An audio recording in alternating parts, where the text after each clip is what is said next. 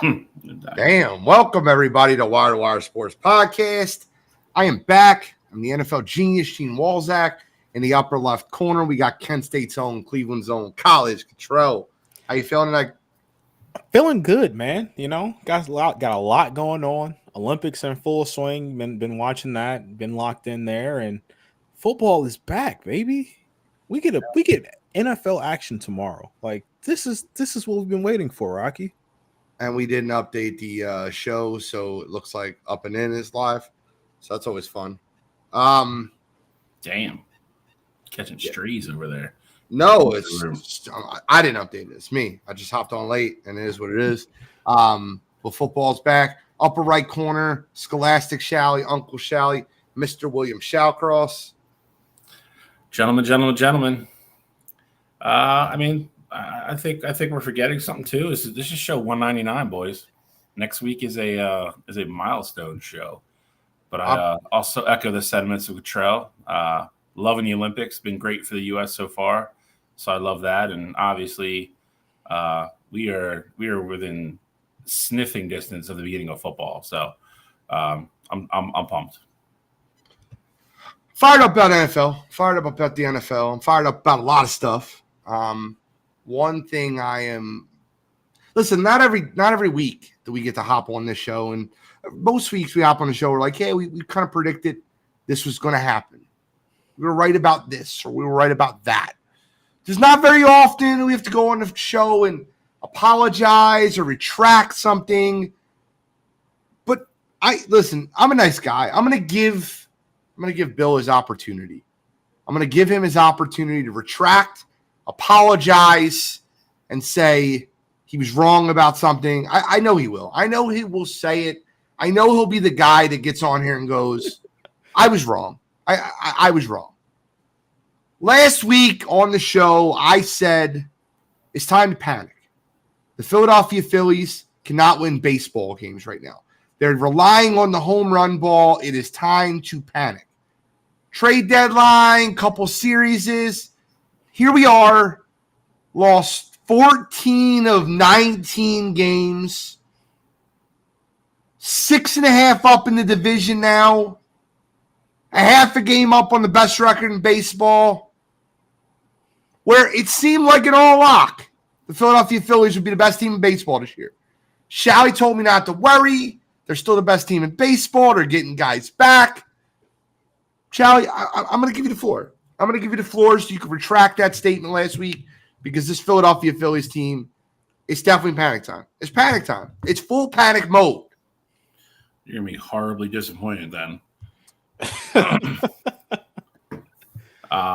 It's not. Listen, I said this not even on last week's show. I've said it on other shows.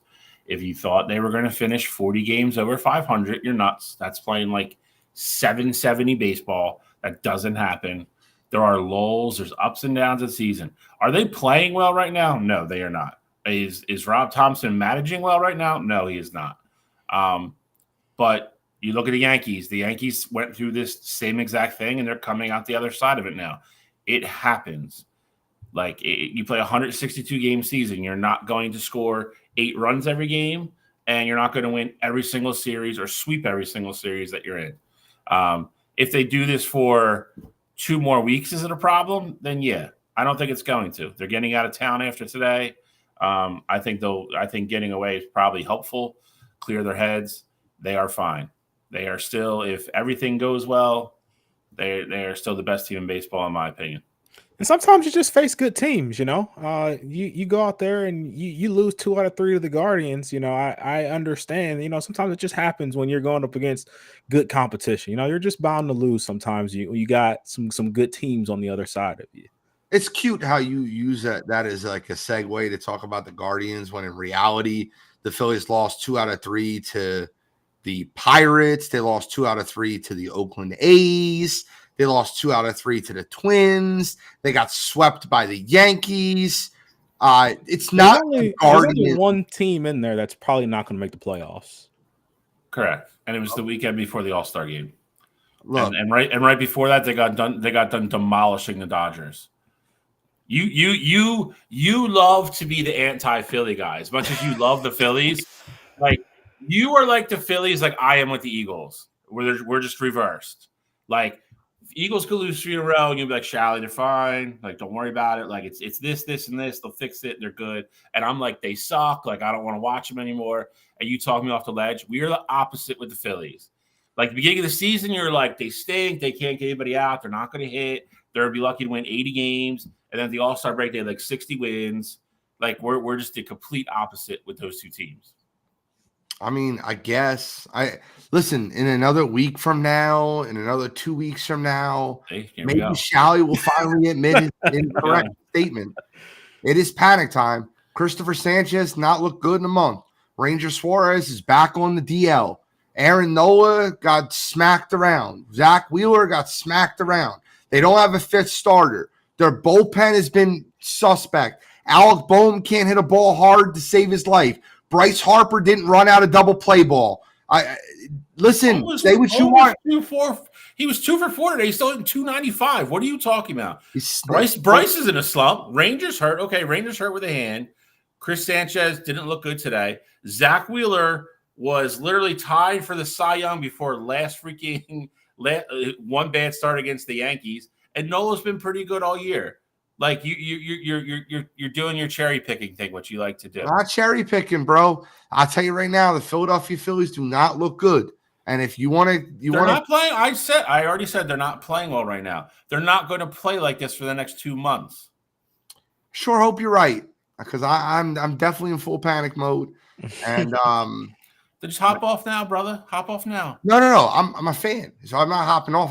That's not you're a fan. You got to be a believer, though. I mean, you got one or the other. No, that's incorrect. That is incorrect. Yeah. That is false. You cannot. So do you think the Oakland A's fans are believers? They're believers. Oakland A's fans, Chicago White Sox fans are believers. No, they know their team suck. No. See again. That's not apples and apples. They know their team sucks, so they're just fans showing up and believing they're going to turn around one day. This team is a World Series baseball team. If you don't believe that, then hop off now. It's okay. It's easy to do right now. You can go. You can jump off now before we get on Broad Street and scatter with the rest of the Fairweather fans. It's fine. It's not Fairweather fans. It's not Fairweather fans. It's easy to do right now. They're not playing well.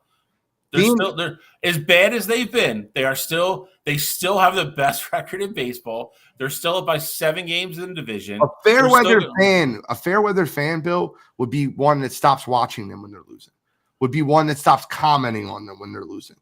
That's not a Fairweather fan is only one that watches them when they're winning. I'm not a Fairweather fan. Or just comes on and doesn't think they're good anymore because they're not playing well. I didn't say I don't think they're good. They're definitely not playing well. And it's time to that. And you know, a lot of these pitchers are going to throw more innings than they've ever thrown in their career. Ranger being one of them. He's significantly slowed down. Back on the DL. Christopher Sanchez being another one. Ranger's injury has nothing to do with his arm. It's back. Is back. B, I told you when he was 10-0 that this wasn't going to happen. He was going to come down to earth because that's the way scouting works. We both agreed a couple shows ago he's probably tipping his pitches a little bit. We've had this discussion. Aaron Nola and Wheeler are both 200 inning a year guys they have in their whole career when they're healthy. There's no worry there. By the way, I went to Fenway Park on Sunday. First time, correct? Yes, first time ever. Okay.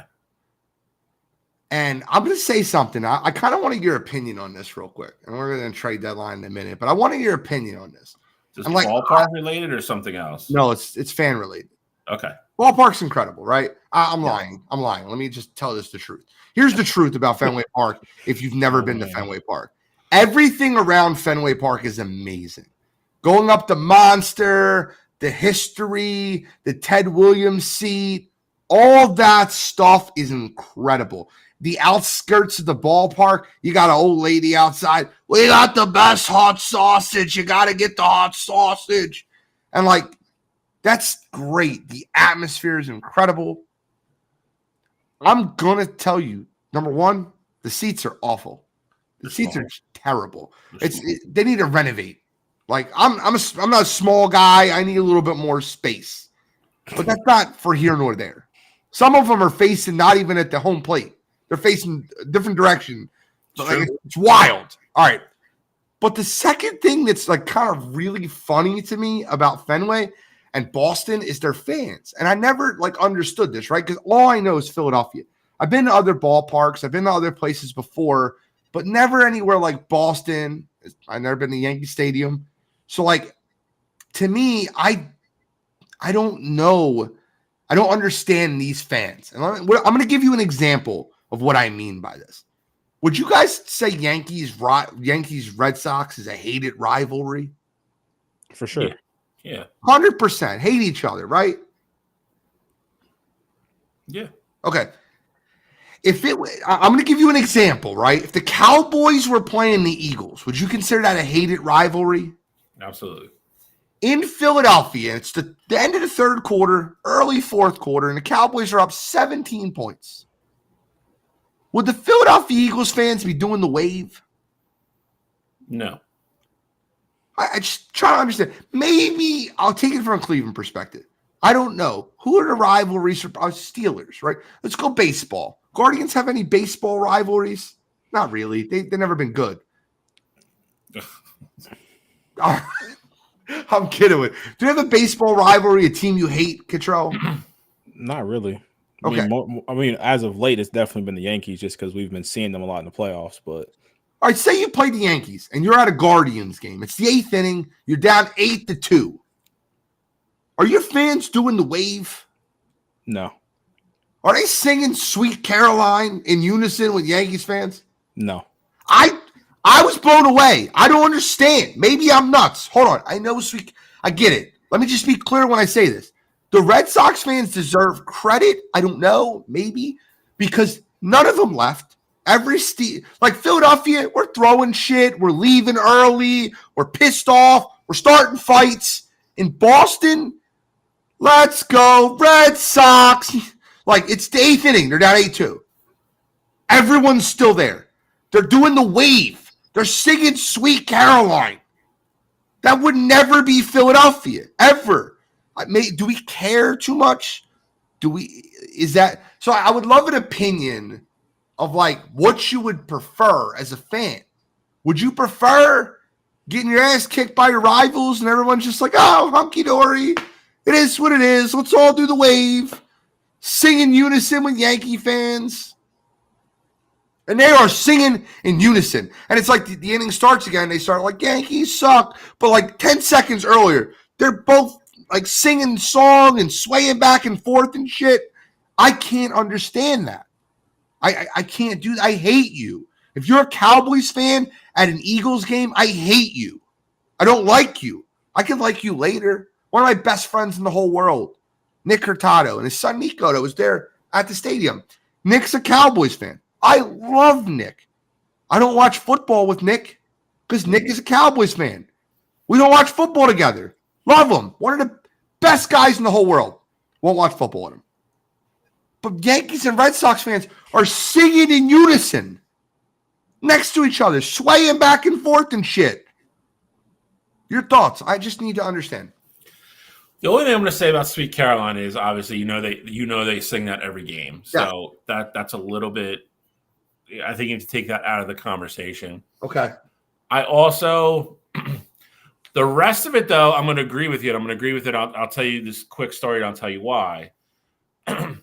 Like 6 or 7 years ago, me, I mean everybody you know, but like a lot of listeners don't. But like me, Penn, Steve Garner, and Billy all went up to Gillette Stadium to see a Kenny Chesney concert. They don't even tailgate the same. Like we got there and it was distinctively like weird and low key compared to like if you go to like any kind of concert down here or even like an Eagles game. Like you people playing cornhole, drinking everywhere, like, and we got there and everybody was just kind of like standing by their cars, like not doing anything. Like it was weird. Like they just do things differently up there. Like there's definitely something to it. It's definitely a real thing. Like we got out of our car, put our like cornhole boards down and started doing like tee offs and stuff. And people were like, who the hell are these people? Like it was weird. It was weird, but it's definitely, it's 100% a real thing. Now, Cottrell, coming from Cleveland, like would you prefer like, and I don't want to, I got to give them credit. They're way more loyal than we are. Like, we're ready to jump off. Like, it's 3-2. We're like, wow, what the hell? Get him out of there. He's a bum. They don't do that at all. Yeah, I mean, listen to There's the first no pitchers like that were that bad outing. It doesn't matter. They didn't care. They had no care. Just listen to the first 8 minutes of the show. Okay. Control, what are your thoughts on that? I mean, I'll say it's definitely weird, like being down that much to your like hated rival and just still being happy. Like, I'll just say, like, for me here, like, I think we talk about Yankees Red Sox. That's not just like any old rivalry. Like, that's one of like the all-time like greatest rivalries. So like for me, just putting it in perspective, like as an Ohio State fan, if we're losing by 30 or 40 points to Michigan, like in our own stadium, and I'm there, like I don't want to sing. Like I don't want to be happy. I don't want to talk to anybody. I definitely don't want to communicate with any Michigan fans. So definitely strange. But as far as like them like still chanting and stuff, like, I mean, good for them. Wouldn't be me just because it's the rival. We're losing. Like, I'm not feeling that, but I mean, at the same time, like you said, I'll give them credit for being loyal and staying for that. But yeah, definitely weird behavior for sure. I'm just making sure it wasn't just me. No, right. I mean, they just do things differently up there. Okay. Trade deadline. We'll talk about that for a minute. A lot of people are like, this is such a crazy trade deadline. I thought it was very, very, very tame, very mild, a very weak trade deadline, if I'm being honest. Biggest name moved on the trade deadline. Was it Jazz Chisholm, Jack Flaherty? It wasn't there was not much that happened this trade deadline. Tanner Scott, like they were the big names of this trade deadline. It was not, to me, very dramatic. Like, I wouldn't say it was dramatic, but I also wouldn't say it was like timid or like bad either. Like, I think, yeah, you didn't have like that huge Stargate move, like, you know, how some of us thought might happen. Like, you didn't have the Skubal, or you didn't have Miller get moved. Like, you know, those big names didn't get moved. But at the same time, I thought there was a lot of big moves that could potentially impact winning for a lot of teams. Like, the Braves going out and getting Jorge Soler from where'd they come from? He's in Toronto. They got back Jorge Soler. He came Soler coming back. Like, I think that could be a move that impacts them. Flaherty going over to the Dodgers. Like, I think that's a move that made a ton of sense. Gene, we talked about it last week. We thought that was going to be a match made in heaven. And then Jazz Chisholm's already been making an impact for that Yankees team in their lineup. He had 2 home runs just last night in their game. So, I mean, I think there has definitely been, you know, good moves that were made by these teams. Wasn't like very overwhelming or star power, star-studded things like that. No, but at the same time, like, I thought teams that were in contention made moves to put themselves in a better position to potentially win a championship. Couldn't agree more. You know, I think a bunch of teams got better. I think some teams made a lot of, I don't want to call them low key, but like kind of like Cottrell said, they just weren't like splash moves. Baltimore apparently called Detroit a bunch of times on Skubal. They said they wanted like Jackson Holiday and the next like top 4 guys in their farm system, and they would let them go. Like, there just wasn't going to be a lot of big names, because there wasn't really a lot of big names to be had. I mean, if we're being honest, there was only a handful of them other way and available anyway. And like we said, you know, we didn't think Skubal was going to be moved when push came to shove.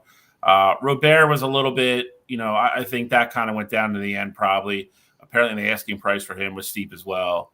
You know, a lot of people bowed out of that. But I think Flaherty to the Dodgers is a big one, the way he's pitching. I think a Rosarena to the Mariners could definitely help, especially with Rodriguez being hurt.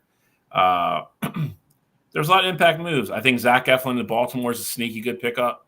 Tampa Bay traded half their goddamn team away yesterday, which was kind of wild to me. But I even like the Phillies moves. I think Austin Hayes is a decent pickup. I love that they got, you know, Carlos Estevez, aka Charlie Sheen from the Angels. Thought that was great. I agree with Cottrell. I think there was a lot of solid moves made that definitely made teams better for the stretch run. And I think the biggest other problem was too, there was a lot of teams that just weren't sure where they were. There's still 60 games of baseball left. So if you're only 5 out of a wild card spot, you're really not eliminated. There was only a couple really true sellers this year. And I think Tampa Bay unloading as much as they did was a little bit of a surprise. Chicago wasn't going to let, a bunch of the big names go. And there's few and far between for teams that were really, really out of it at this point. So not surprised. Again, I thought there was a lot of activity, so I enjoyed it. I think trade deadline day is always a good day. I thought it was a shitty trade deadline. I didn't see Bo Bichette move. I didn't see Vlad Guerrero Jr. go anywhere. I didn't see Luis Robert, Cody Bellinger. I didn't see any big names come off the board. And it felt all the names that we talked about coming up to the trade deadline that could get moved. And like a team like the White Sox, who just doesn't make sense to me. Like, they're terrible. Like, why do you need Luis Robert on your roster? Go get some prospects and rebuild. It's because they have them under control for 3 more years. So if they're saying the rebuild takes 2, then you have a good hitting center fielder already in place. I'm not saying they wouldn't have been willing to move him, but again, you're saying none of the big names got moved, like Vlad Guerrero. Like, that wasn't going to be cheap. Neither of the Oakland A's kids got moved. Rooker or Mason Miller. Rooker, I was a little surprised in. Mason Miller screwed himself when he broke his hand. He got hurt. Yeah. I do like his comments, though. He goes, I'm not signing. Was that? No, it wasn't him. That was Crochet. I'm not playing in October unless a team signs me to an extension. That got him removed right from the trade block. It did. A lot of teams, point blank, came out and said it through sources that like that made them hit pause on him. And Chicago apparently was even caught off guard by it. So, like you said, I think he came off a lot of boards real quick when he came out and said that. So that eliminated another name. And like you said, like Vlad, even if it's what you're getting in return for him, like you're going to have to give up a haul to get him. There's no way Vlad Jr. is probably not going to test free agency after next season. So you're running him for a year and a half. And I agree. The next statement will be, well, if you win a World Series this year, it's worth it. I get it, but it's still all about value and ROI. That's how all these GMs work. Anything else you guys want to talk about on trade deadline? Because I'm kind of excited to get over to the Olympics. No, I think it's going to be interesting to see. We still have the waiver wire pickup here. So, I think you will see some interesting names possibly hit out and see if they clear waivers and they can sign with people or they have the 24-hour to negotiate a trade with the other team. So I will be curious to see what happens the next couple of days there. But now it's kind of, everybody's got their team and, it's really about who plays well down the stretch now. I think Sandy, I was going to say real quick, I think the one team making a move that kind of, I'm not going to say it surprised me necessarily, but I think put themselves in a good spot just value-wise. San Diego going out and get Tanner Scott and just adding him to that bullpen there. Like, I think when it comes to playoff times, their entire bullpen, if they can just get some runs on the board, they can go 7, 8, 9 and have a very reliable bullpen. I think that's an underrated move that might put them in contention to win their first round matchup and then ultimately just see where things fall with it. Obviously, we know about the talent in the lineup, to bat, but them going out getting Tanner, I thought that was a good sneaky, like low-key move that could really help them down the line. And the Padres are another example. 3 weeks ago, they were 11 games behind the Dodgers. Dodgers went on a skid. They started playing well. Now they went from a team that were probably either going to stand pat or maybe make a trade to unload somebody. And then their GM's like, we're only 5 games out now. Dodgers still aren't playing well. They're banged up. I'm going to go get pieces that I think maybe get us closer and see what happens. So they went from possibly being a seller to a big buyer. There just wasn't a lot of teams that were just like, hey, we suck. We're done. We're out.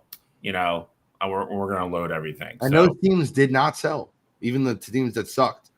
No, listen, Skubal, again, man, if you're Detroit, I don't care how bad you are. You're not letting that kid walk unless you're getting a bunch of shiny stuff in return. You're just not. I mean, that's a if you let him go just for the sake of letting him go and you still have him under control through 2026, that's instantaneously how you lose your job. That's fair, but that's not schoolboy is what I'm really talking about. You want to take a guess on how many games the White Sox are behind the Guardians in the AL Central? They're worse than Oakland. They're worse team in baseball. Yeah, do you want to take a guess on how many games they're behind Cleveland? Let's see how close you can get. It's probably 30 something. 30? Okay. What's your guess? I'll say 30. I'll say 38. 38. Okay. Do you know Cottrell? I don't, but if I had a guess, I was going to say like 27 and a half. They're 40 games. They've lost 17 straight baseball games. Let me just repeat that for a second. They're 40 games out of first place with like 50 games to go? And they've lost 17 straight baseball games. That's tough for a Major League Ball club to lose 17 straight baseball games and be 40 out and be like, yeah, take a shot next year. But I mean, the thing is, though, is that if no one's knocking your socks off for on a deal for Luis, and you have the control, you could be like, hey, well, next year, maybe they will. This offseason, hey, maybe they will. Like, I don't think you just have to settle, although Correct. You suck right now, but you still have time. Okay. Rivera's a guy that he might get traded in the winter. And again, the other big name they had was Crochet, and they had no control over that. I mean, I actively, believe they were probably trying to trade him. And then he came out and said, if you're not giving me an extension, you could trade me. I'm not playing for you. I mean, to their defense, they can't do anything about that. You know what I mean? That like you said, that took him right out of the conversation for a lot of teams. Okay. Anything else? By the way, before we get off baseball, I do want to say one. There is a new best team in baseball. There's the team that has the new best record in baseball. It's not the Phillies. It's the Cleveland Guardians. They're the best record in baseball right now by half a game. So next week, we might not say the Philadelphia Phillies are still the best team in baseball because they're not. They don't have the best record. So just saying like it is. It's time to panic if you're a Phillies fan. Panic away. Just my opinion. All right, guys, we're going to move on to the Olympics. And I before we get into too much with the Olympics, I got to ask a question because I don't understand it fully. And I'm sure there's some listeners at home that don't understand it fully. The men's and women's basketball 3v3 rosters, do they have to have a certain amount of non-professionals? Is this like an amateur type thing, or can they bring anyone? Yeah, no, they can bring anyone. I think the issue what the hell is Jimmer Fredette doing on a goddamn men's 3v3 roster? There was no NBA player that was just like, I'm gonna go out and ball out. So one, they have to be entered in the pool or whatever for it. And I honestly, if I'm just speaking from just knowing these guys, from the NBA standpoint, I think it's a big ego thing. I don't think guys want to play 3v3 basketball with other stars when, just think about the guys left off of the Olympic team. Jaylen Brown's not going to go out there and play with, other stars when he felt like, hey, I was good enough to be on the 12 team, 12-man roster. Things like that. Jaylen Brown. I don't need Jaylen Brown. I need Jalen Brunson. I don't need you to go nuts. Just give me a good player. Jimmer Fredette can't make the NBA. On the flip side of that, as far as players having their egos, I think there's probably also a lot of teams and things like that that are hey, you're not going over there to play 3v3 basketball. We're not potentially losing you to an injury to go play 3-on-3 basketball. If you made the Olympic team, fine. You're not playing 3v3. You basically street ball in the Olympics. It's just not going to happen. Then this is where we'll disagree, because the WNBA sent 2 WNBA players, and they sent a bad college player in Haley Van Lith. But no. Let's stop for a minute. Haley Van Lith is on the 3v3. I'm serious. Going into this year, do you think she's a top 5 player in college basketball? No. Okay. We couldn't even get a top 5 college basketball player over there. I couldn't throw Juju Watkins over there. Give me somebody. Well, someone. Haley Van Lith. Haley is a part of the team that won gold in Tokyo in Don't 2021. care. She stinks now. I'm just saying. I don't That's why know she if had her Haley spot. They took her kept the soul. same team. Did she take her soul? Did That's she what it lose looks her like. soul in LSU? I don't know. If Cameron Brink was on the 3v3 women's side, that would look a lot different. I will say that, though. Man, I am so disappointed. And we're losing we're 0-4 in basketball. That shit can't happen. Granted, it's 3v3. That's our friggin' sport. We lost in American football. That can't happen. That's our sport. We don't win soccer because it's not our damn sport. We got to win basketball. Sending Haley Van Lith over is not the answer. I don't know. Maybe I'm just nuts. I'm a crazy person. Our 3v3 teams stink. They're terrible. Who did 3v3 lose to Actually, today? I don't think I didn't even know the country they lost to today. Yeah, no, that's bad. I don't think the women's team is horrible though. I just think that they're not playing bad. They got Hambry's a good player. Howard's a good player. I get it. Natasha Haley is Howard. not. No, Ryan. Oh, Ryan Howard. Yeah. I don't care. I mean, I'm just saying. Hambry was on the All-Star team this year. Ryan was normally an All-Star. I can't remember if she made the team or not this year, but like you got good. I mean, they're top 25 players in the WNBA. Two of the 4 that they have, they would have had Cameron Brink, who's one of the best rookies in the class. Like she was going to be finished top 5 in the Rookie of the Year.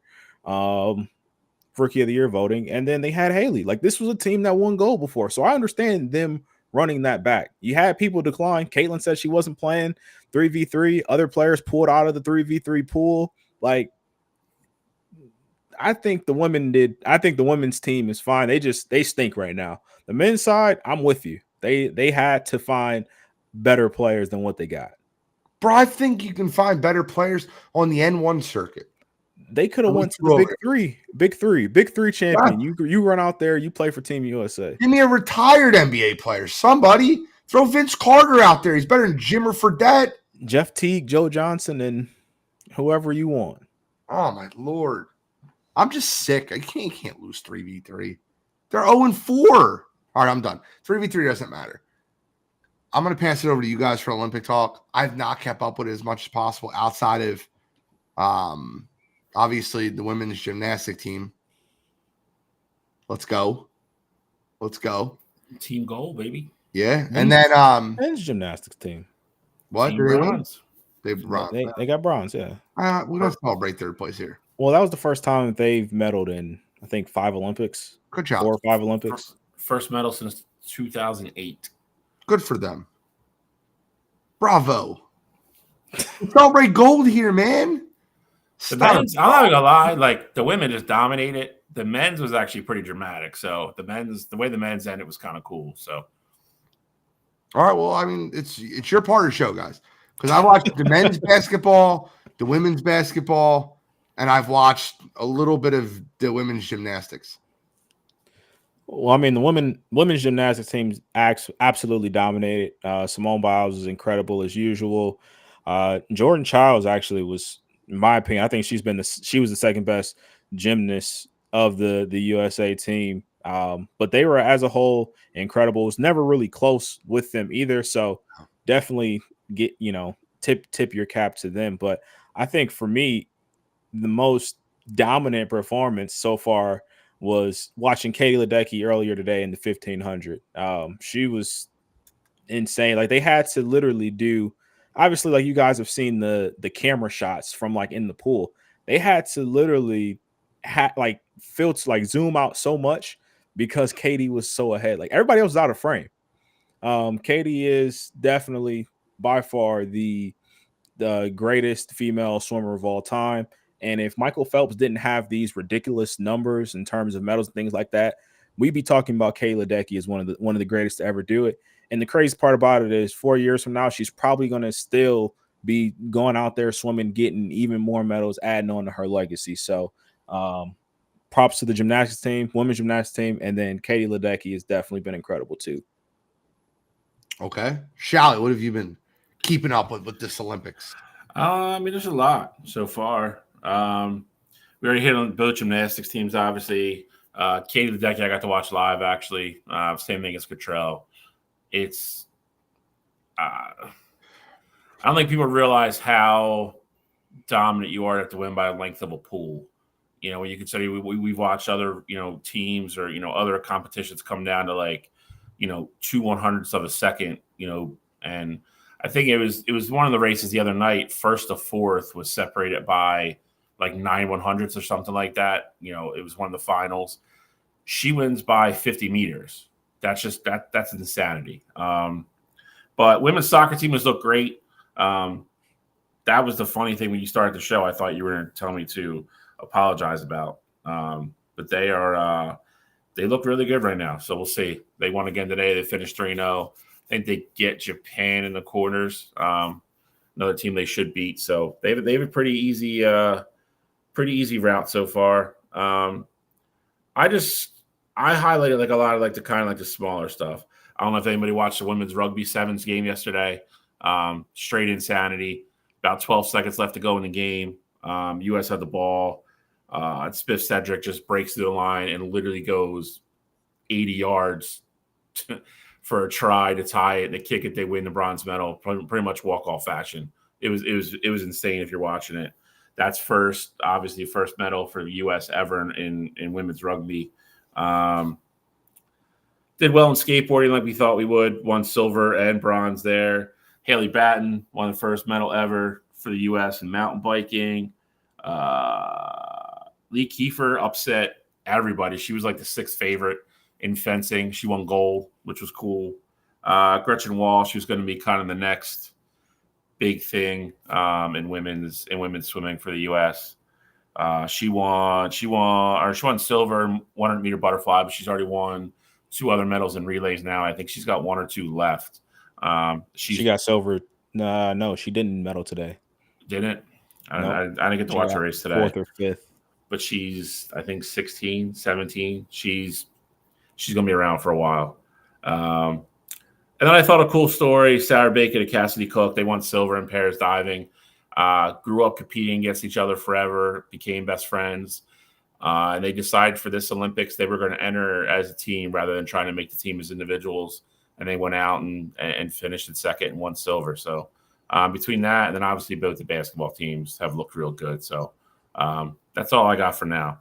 Next week when we come back on will be kind of more the bread and butter for me and Cottrell because we'll be in the track and field finally. So Lee Kiefer, we got to talk about her winning her gold medal for fencing. I said that already. Oh, sorry. And then the other thing too, I was watching this earlier today, forgot to mention it. Women's beach volleyball, you had Kelly Chang and Sarah Hughes. They were taking care of business against France. And the whole broadcast, everyone's always talking about Misty May Trainer and they're the standard, baby. Carrie Walsh.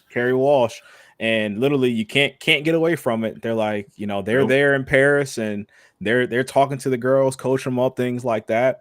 So that's been cool to watch too. They've been dominating that tournament so far, and they are the favorites to get gold and took care of business today, straight sets. So definitely want to keep an eye on them moving forward as well.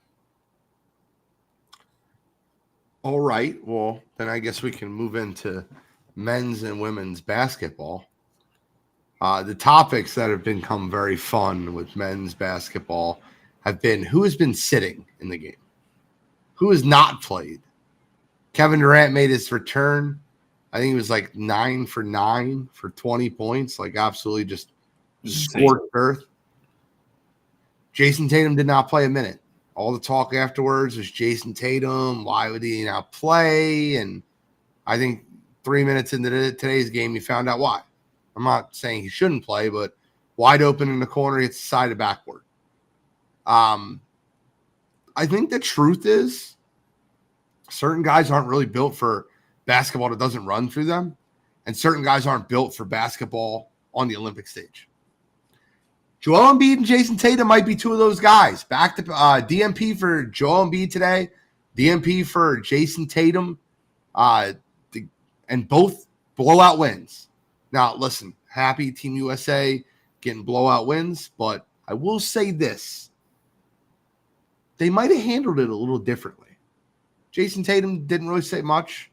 Clapped on his team. Joel Embiid, for the first half of the game, apparently was pouting and rolling his eyes and didn't get in the game. I don't know if that conversation happens to them, to those guys before the game. Like, hey, you're going to reduce minutes that you might not play.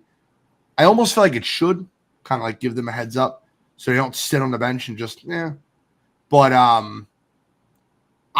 here's my 2 cents. If you sign up to play Olympic basketball or any Olympic sport, and you're on a team, I don't care if you sign up to play any team sport, you have to be the same guy you are if you're the best player on the court versus being the last guy on the bench. You have to be a good teammate. I don't care what you do afterwards. You don't like the experience? Don't sign up in 4 years. That's fine. If you're there as a team, you behave like you're part of the team. Joel Embiid has done everything opposite of that since he's been on the Olympic roster. First comments we talked about last week was his comments about LeBron James. This isn't prime LeBron. This is older LeBron. He's nowhere near as good as he used to be. Second comments about Jason Tatum and the super team. Now he's playing terrible in the Olympics. Terrible. And now he's pouting on the bench, rolling his eyes. Guys, if I told you once, I told you 100 million times. Who was a bigger Kyler Murray fan than me 3 years ago? I don't know one. I was a huge K1 fan. What soured me on Kyler Murray? The way he treated teammates, the way he showed people up on the field. It's not the way you behave in team sporting. Don't like it. Never will. Joel Embiid really leaving a sour taste in my mouth right now. Not thrilled, not happy, not proud to see a 76er over there. Almost wish they would have brought Maxey instead of Derek White. So I could be excited about a guy that I knew would give 115% every time he touched the court. Your thoughts, gentlemen? To be fair, Derek White has been given 110%. Derek White's been actually a very good addition to this team, and got to give him his credit for that. He's stepped into his role. He's been playing his ass off on defense, and he's giving you exactly what you need. Today he had 10 points, 3 for 3 from 3. He's been, like I said, exactly what this team's been needed. And you see Steve Kerr's making sure he's been getting the minutes because he's been valuable for the team.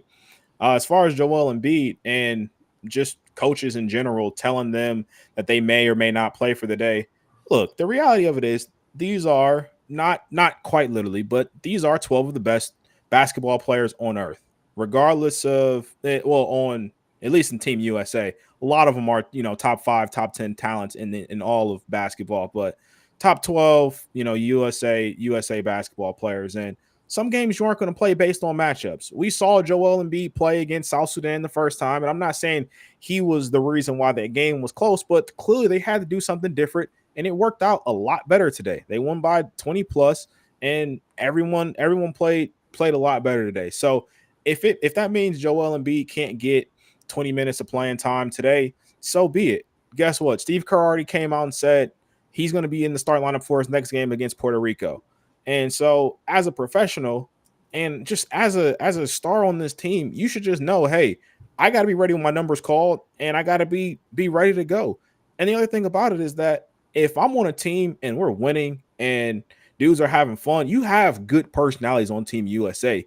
You should still be having fun on the bench. I get it being upset that you're not playing, but you're winning. You have great personalities around you. How aren't you in a better spirit when it comes to USA basketball? And if you were so concerned about playing time, the other thing is that you had 2 other countries that you could have played for. You could have went over there. If you would have been with France, they would have probably played you 34 minutes out of those 40 minutes every night. But no, you knew what it was. You came over to USA. You thought it was going to, one, you thought it was going to be a best chance to win a gold medal. And two, you wanted to play with the best players in the world. So if that's the case, and you knew you were going to have AD and Bam backing you and sharing the court with LeBron and Steph and all those guys, then you got to know, hey, some nights I'm not going to be the guy. You should have known that. You should have known that coming in, and now you're dealing with the reality of it in Paris. I mean, as a Sixers fan, I just hate to say it. A lot of this doesn't surprise me, if I'm being honest. Gene's mentioned it. We've progressively gone down this slope for the last 3.5 years. Gene's 100% right. Joel very rarely takes accountability for anything that happens on the team that he's on. It's always subtle shots at a teammate, at a coach, at this, at that. If you watch the first 4 minutes of the first game, where they gave him every opportunity to be the starting center on this team, he looked very disinterested. He looked slow. He had 2 terrible turnovers and was kind of like, whatever. In a game that at that point was still close. His attitude sucked. If I was Kerr, I would have put him right on the bench just like he did and be like, you're done for the day. This isn't a joke. I mean, you're taking guys that are away from their families, halfway across, the world. And you're supposed to be representing the country. And like Cottrell said, he didn't play for those other teams because he wants to have a gold medal that he could take home. And this was his best chance.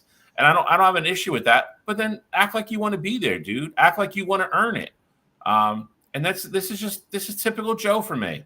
And this is why I as much as I love him and on one hand and love the talent that he is as a player, who he is as a person and a teammate, he just continues to sour on me.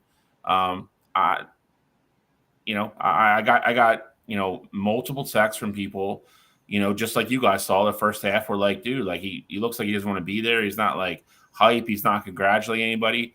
Like you guys both said, like this wasn't going to be a situation where he was going to play 35 minutes a game. He's playing on a freaking all-star team. That's what it is. Just being honest about it. It's an all-star team.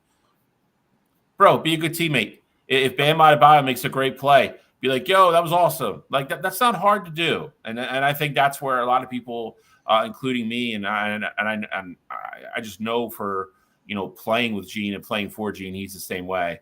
I'm just tired of it. I'm just tired of it. It's the same record over and over, and it's a song I just don't want to listen to anymore. I think Anthony Davis has been great, and I think Bam's played well. So at this point, I don't think they need JoJo to win a gold medal. So hate to say it, but that's where we're at. They definitely don't need JoJo to win a gold medal.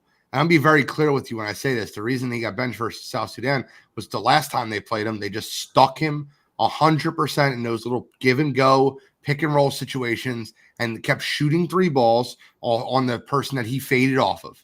100% is the reason that South Sudan kept that game close versus them. Now, Derek Dempsey in here said Embiid is all about him.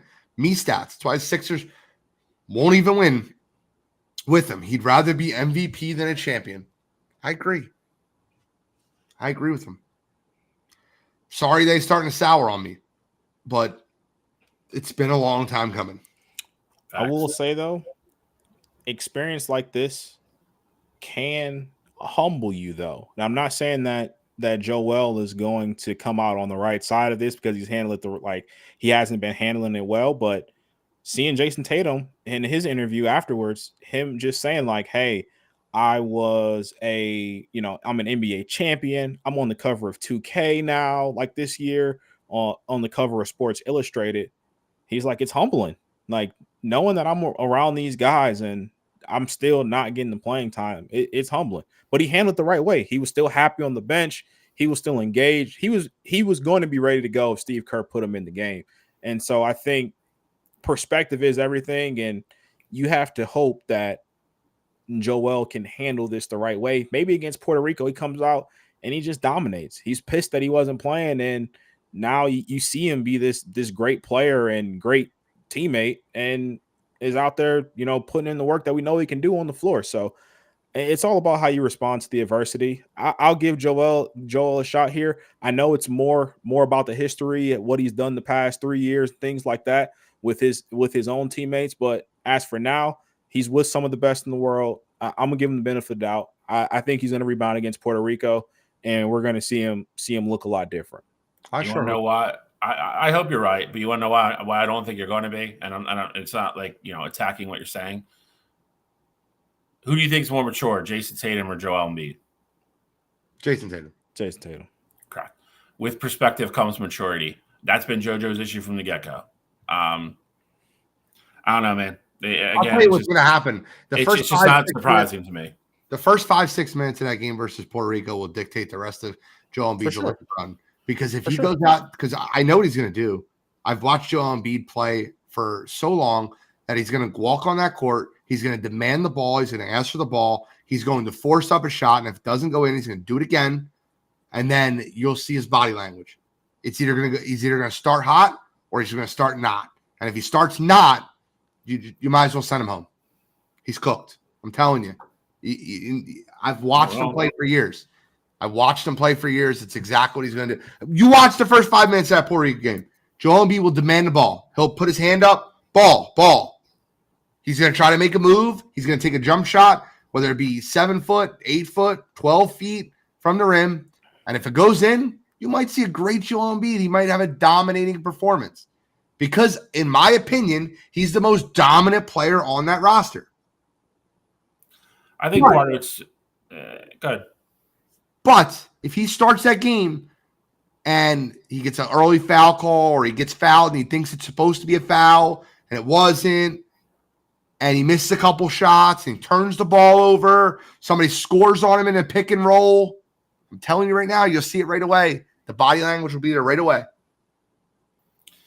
I think Joel also is he's never been on a team where he's had to look over his shoulder ever. Yeah. And I think that factors into it. Here he plays and it's like, all right, like, I mean, we're going to live and die with him. Obviously we have Maxey now, but like even before that, like he's always been the guy here and he's never had anybody push him, be like, hey, you a crappy game. Like we're sitting you. It's not like that. He's still going to go out and play 38 minutes and do whatever his thing. He's on a team now where he has two, I mean, especially Anthony Davis. He has another guy that's an all NBA center. Like, yeah, you go out and play like dog shit, dude. You're coming out of the game. We don't have to play you. I don't think he's comfortable. I don't. He hasn't looked comfortable. He didn't look comfortable all in that first game. I don't think he is mentally strong enough to go out and be the guy. But I'm going to be the center for this team. I'm going to play well. I'm going to do whatever it takes to start and be on the court, and and do what I need to do within the framework of the game plan. He's not that guy. And you know the best game today for Team USA? Bam Adebayo. Yep. Bam was on fire today, and he hit 2 threes. Bam's going to give you what he does on the defensive end, hit 2 threes, and he was also bringing the ball up sometimes in transition. When you have guys that can do that, Anthony Davis can do that too. Like when you have bigs that can do that, especially for Team USA that wants to get out and run, if Joel Embiid's gonna pout or just not be happy when they run up and down or slow the game down and just not get him the ball, then he won't play. Steve Kerr doesn't have to play him. We saw how dominant they were today without him. So he's used to making game plans without big guys anyway. I'm telling you, honestly, part of me hopes they don't play him the rest of the damn tournament. I really do. I really hope that at some point then on the ride home, he has his gold medal, but he looks at it and goes, I didn't do a damn thing to earn this. And something clicks in his head and we get old, like 18 Joel. It's so far removed from where he had this whole city in the palm of his hand after the Toronto thing with the lucky shot. Him like inconsolable, like not being able to walk back to the locker room, like showing that he cared that much. Everybody in this city was like, that's our fucking guy. That's our dude. Like, give him a 10-year deal. That's the dude we're going to win championships with. That's what we want to see. And he is so far removed from that player. It's incredible. You're absolutely correct. It's night and day. I'm not telling you. I hope he doesn't play. I hope he doesn't play the rest of the tournament. And then something clicks in his head, and he goes, "I need to change something about the way I am." I couldn't agree with you more. Women's basketball. It's just very quick here. Don't have to take too long here. They're 1-0.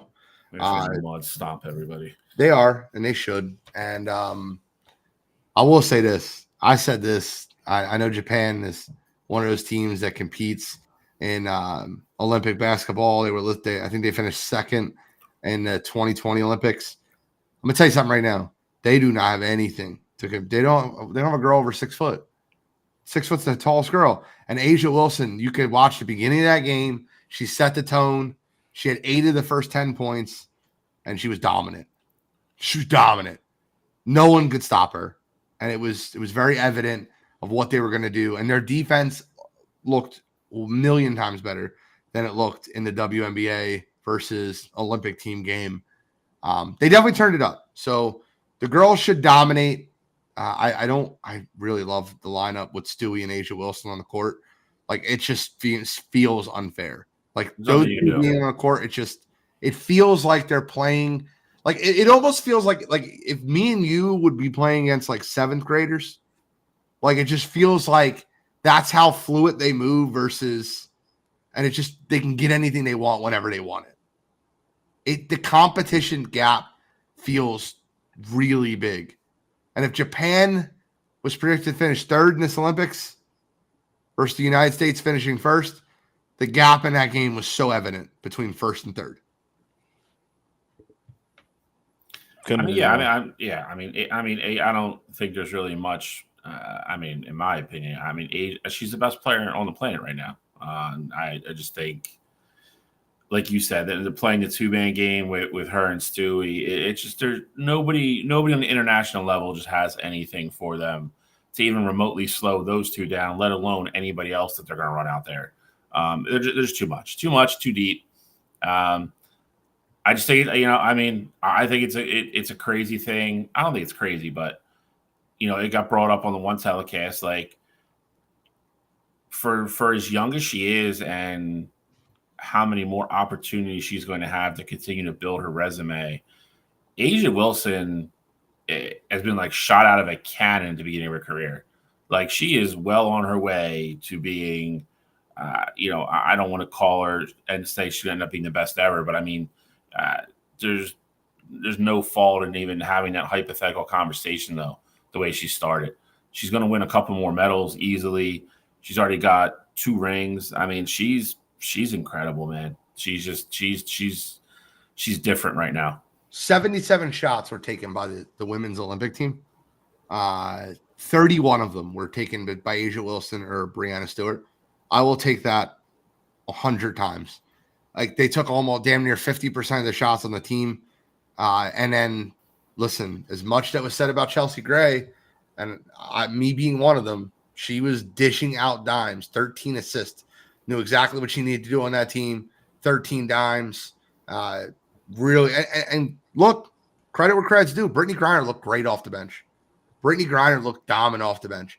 Now, we'll see if, I know that Americans will play a couple teams that can not match them with size. No team's going to match them with size, but have more size than Japan.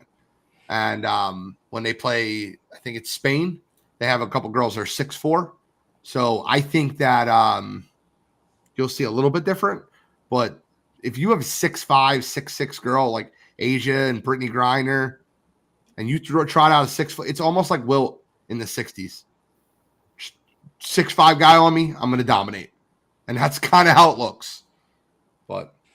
And the crazier part is that A'ja, you talk about A'ja being the best player in the world.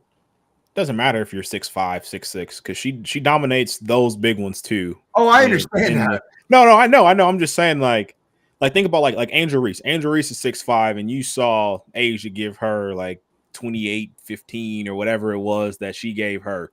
So like, just keep that in comparison in terms of like just the talent in the U.S. as a whole, and just what A'ja Wilson does to everybody. And then Stewie, I mean, we talk about Stewie and how great she's been and how great A'ja has been.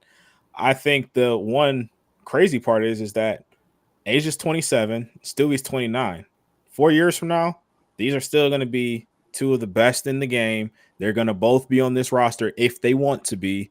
And this is just going to be domination to the next level, for the next Olympics. And the nice thing is too, and this is slightly going away from just Olympics, but on the WNBA side of things, you're really getting the birth of this Asia versus Stewie rivalry. And I get it. Asia's clearly the better player at this point. Stewie's got 2 MVPs. Stewie's got 2 championships. Asia has both as well. They got 2 of the best teams in basketball, and you're going to see these two compete at a high level against each other for years to come.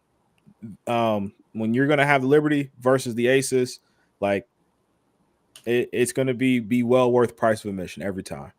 100%. Both Asia had 4 blocks, Stewie had 3. Both had 7 defensive boards. Asia had 6 offensive boards, 4 assists, 3 assists, 24, 22. Just dominant. Did they make like 70% of the shots between the two of them or something like that? Yeah, 11 for 15 and 10 for 16. So that'd be 21 for 31. 31. Yeah, 21 for 31. 67. Yeah, not bad. Nope. All right. Well, you know what time it is, gentlemen. It is trivia time. You've been waiting for trivia time. It is now. And today, it is myself versus Shally, with Cottrell giving the question. And I got a good one for you guys. I like to, like we all do, I try to make it even as possible with the contenders that are going up against each other. So I gave you a blend of college football and a blend of NFL. Ooh. So in total, I believe the number was 23, but we're going to go since 1987.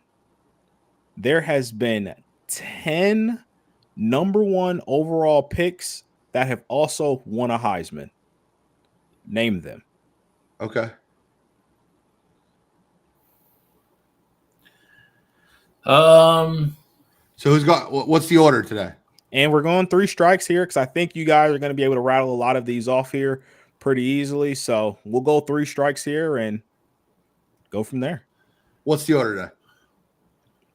Bill won. He gets the pick. All right. That's what I'm asking Bill.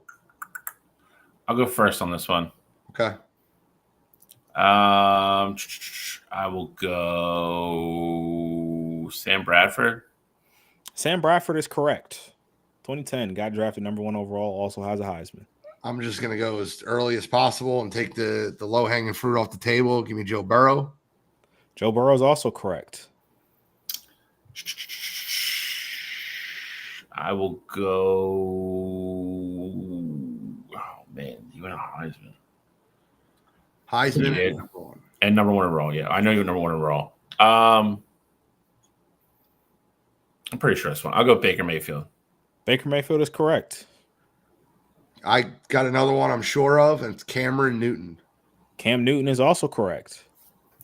So they're my sure ones. I think I have a couple more that I'm pretty sure of, but I think that this is a Shally question. I will go with, I think, the most recent one, which will be Bryce Young. Bryce Young would also be correct.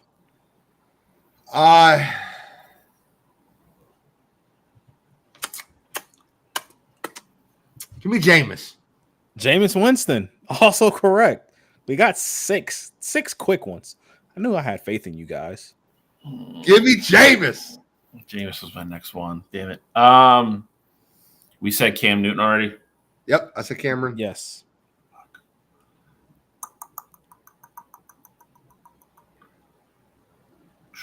Trying to go over the. Oh, wait. Yeah, I think it's one. I'll go with Gene's boy. Oh no, Kyler Murray. No, that's definitely one. Kyler Murray is correct. I have at 7 out of the 10. I have another one I'm fairly certain about, and I think it is because he played for the Eagles. Was drafted by the Rams, gunslinger arm out of Oklahoma. Give me Sam Bradford. Bill already guessed Bradford. Oh man, you said Bradford? He did. Yeah, it was my first. That was my first one. Oh, God damn it! Now I'm stuck. I thought I had that one. I thought I was ready. I had K1. I had Bradford. What are the ones that were set already? So far, you guys have Bradford, Newton, Winston, Mayfield, Murray, Burrow, Young.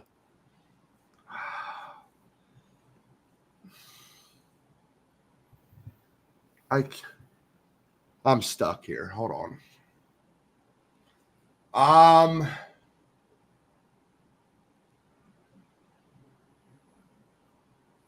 I'm stuck.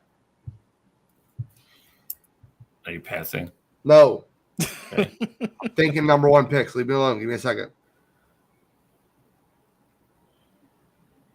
Number one picks.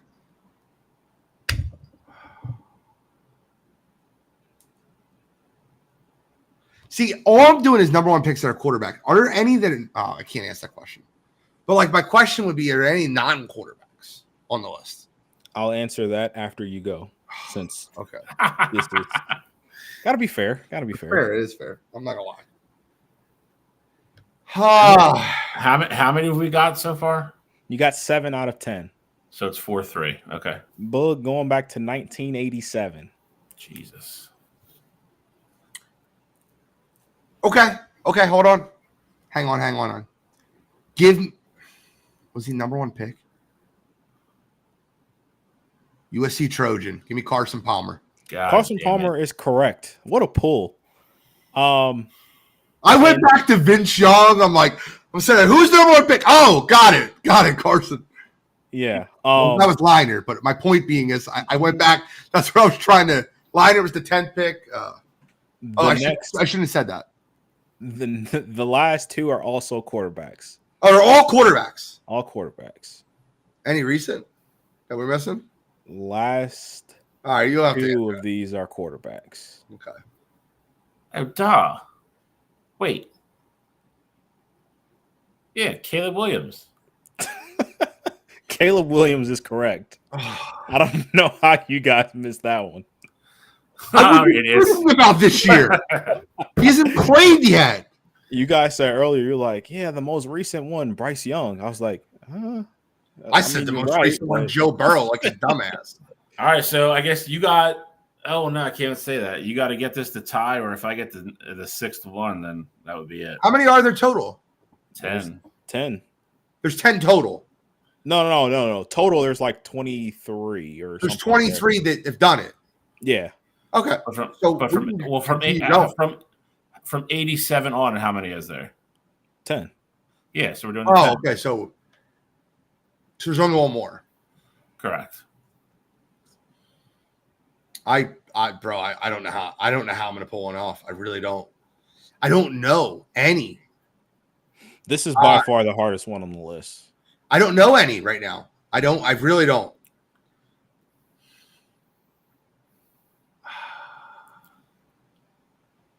McNabb was the 2nd pick, didn't win Heisman. Fudge. Can I get like a minute? Like, can I get 1 minute? I promise I'll give up if I don't. I'm just going back. Give me a minute. Derek Carr didn't win a Heisman. You see where I'm at in years. I'm just going back. I'm guessing if you said it's the hardest, you're probably older. There was a stretch in the 90s where like no quarterback was taking number 1.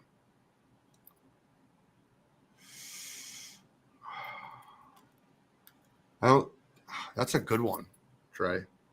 I don't want to cheat and use that, but I don't think that's it. He wouldn't say it was hard if it was Vic. Agreed. I'm in the 90s right now. You said from 87, and there's not been one old quarterback. Is it possibly in the 80s? Am I screwed? You're going to be anything? You're going to be anything? He said from 87. So the thought process has to be, it's got to be an older guy. There hasn't been one older guy. Marino was 84. He was number 1. Elway was 84. He wasn't number 1. Elway definitely is 1, but he's not from 87. God damn it. Yeah, you're approaching that minute. Well, actually, you're past the minute, but Go give you 10 more seconds here. Throw a name out.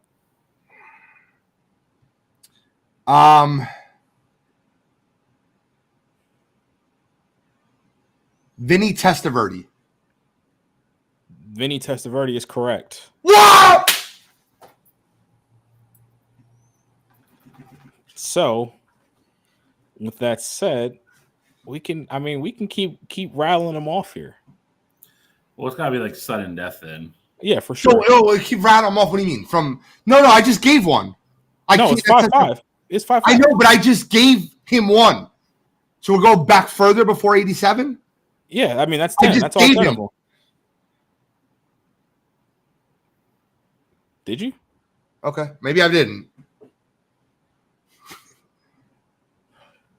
Bro, I cannot believe. Buccaneers, Jets, Vinny Testaverde.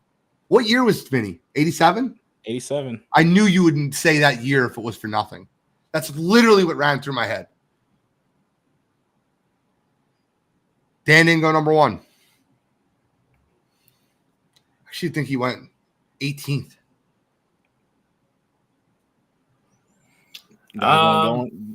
Go until you miss now, since we are in sudden death.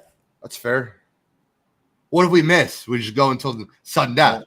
Well, hypothetically, yeah. If Bill gets this and then you miss, like Bill wins. If Bill misses and it's on you, you win. Yeah, got it. You got. Let's see. I'll give you the exact number here. You got 1, 2, 3, 4, 5, 6, 7, 8, 9, 10, 11, 12, 13, 14, 15 other guys to choose from. And just to give you a number range wise, you go from 1935 to 1986. I have one.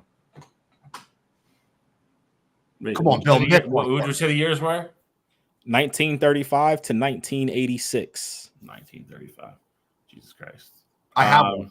100%. I think I have two. Well, you're probably going to beat me. Past that. I'm not sure. I'm not sure about one of them though. Oh, come on, miss one.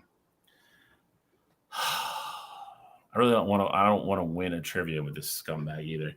I'm going O.J. Simpson. That's the one I had. O.J. Simpson is correct. That's the one I had. I was like, I have one because I remember the Eagles won a game, the last game of the season, that got them the number 2 pick.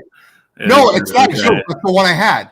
The Eagles won a game at the end of the season to get the number 2 pick, and Heisman Trophy winning running back O.J. Simpson went to the Buffalo Bills.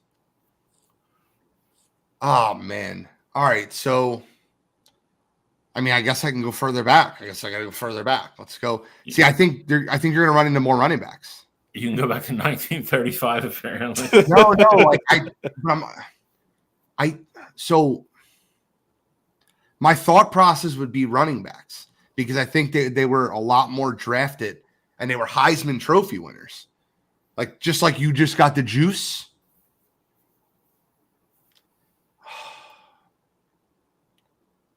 Do I go with my gut and take the one I thought it was, the number 1 overall pick in 1984, the rocket of an arm, and think Cottrell might have threw me off there? Is that where I rest my laurels? I don't know. Where do I go here? John Elway. John Elway is incorrect, my friend. Bill's got another one. Bill's got another one. He did go number 1. I don't think he ever won the Heisman at Stanford. He went number 1. That's all I knew. Yeah. So, you guys want to hear the rest of the guys? I actually have 2 more.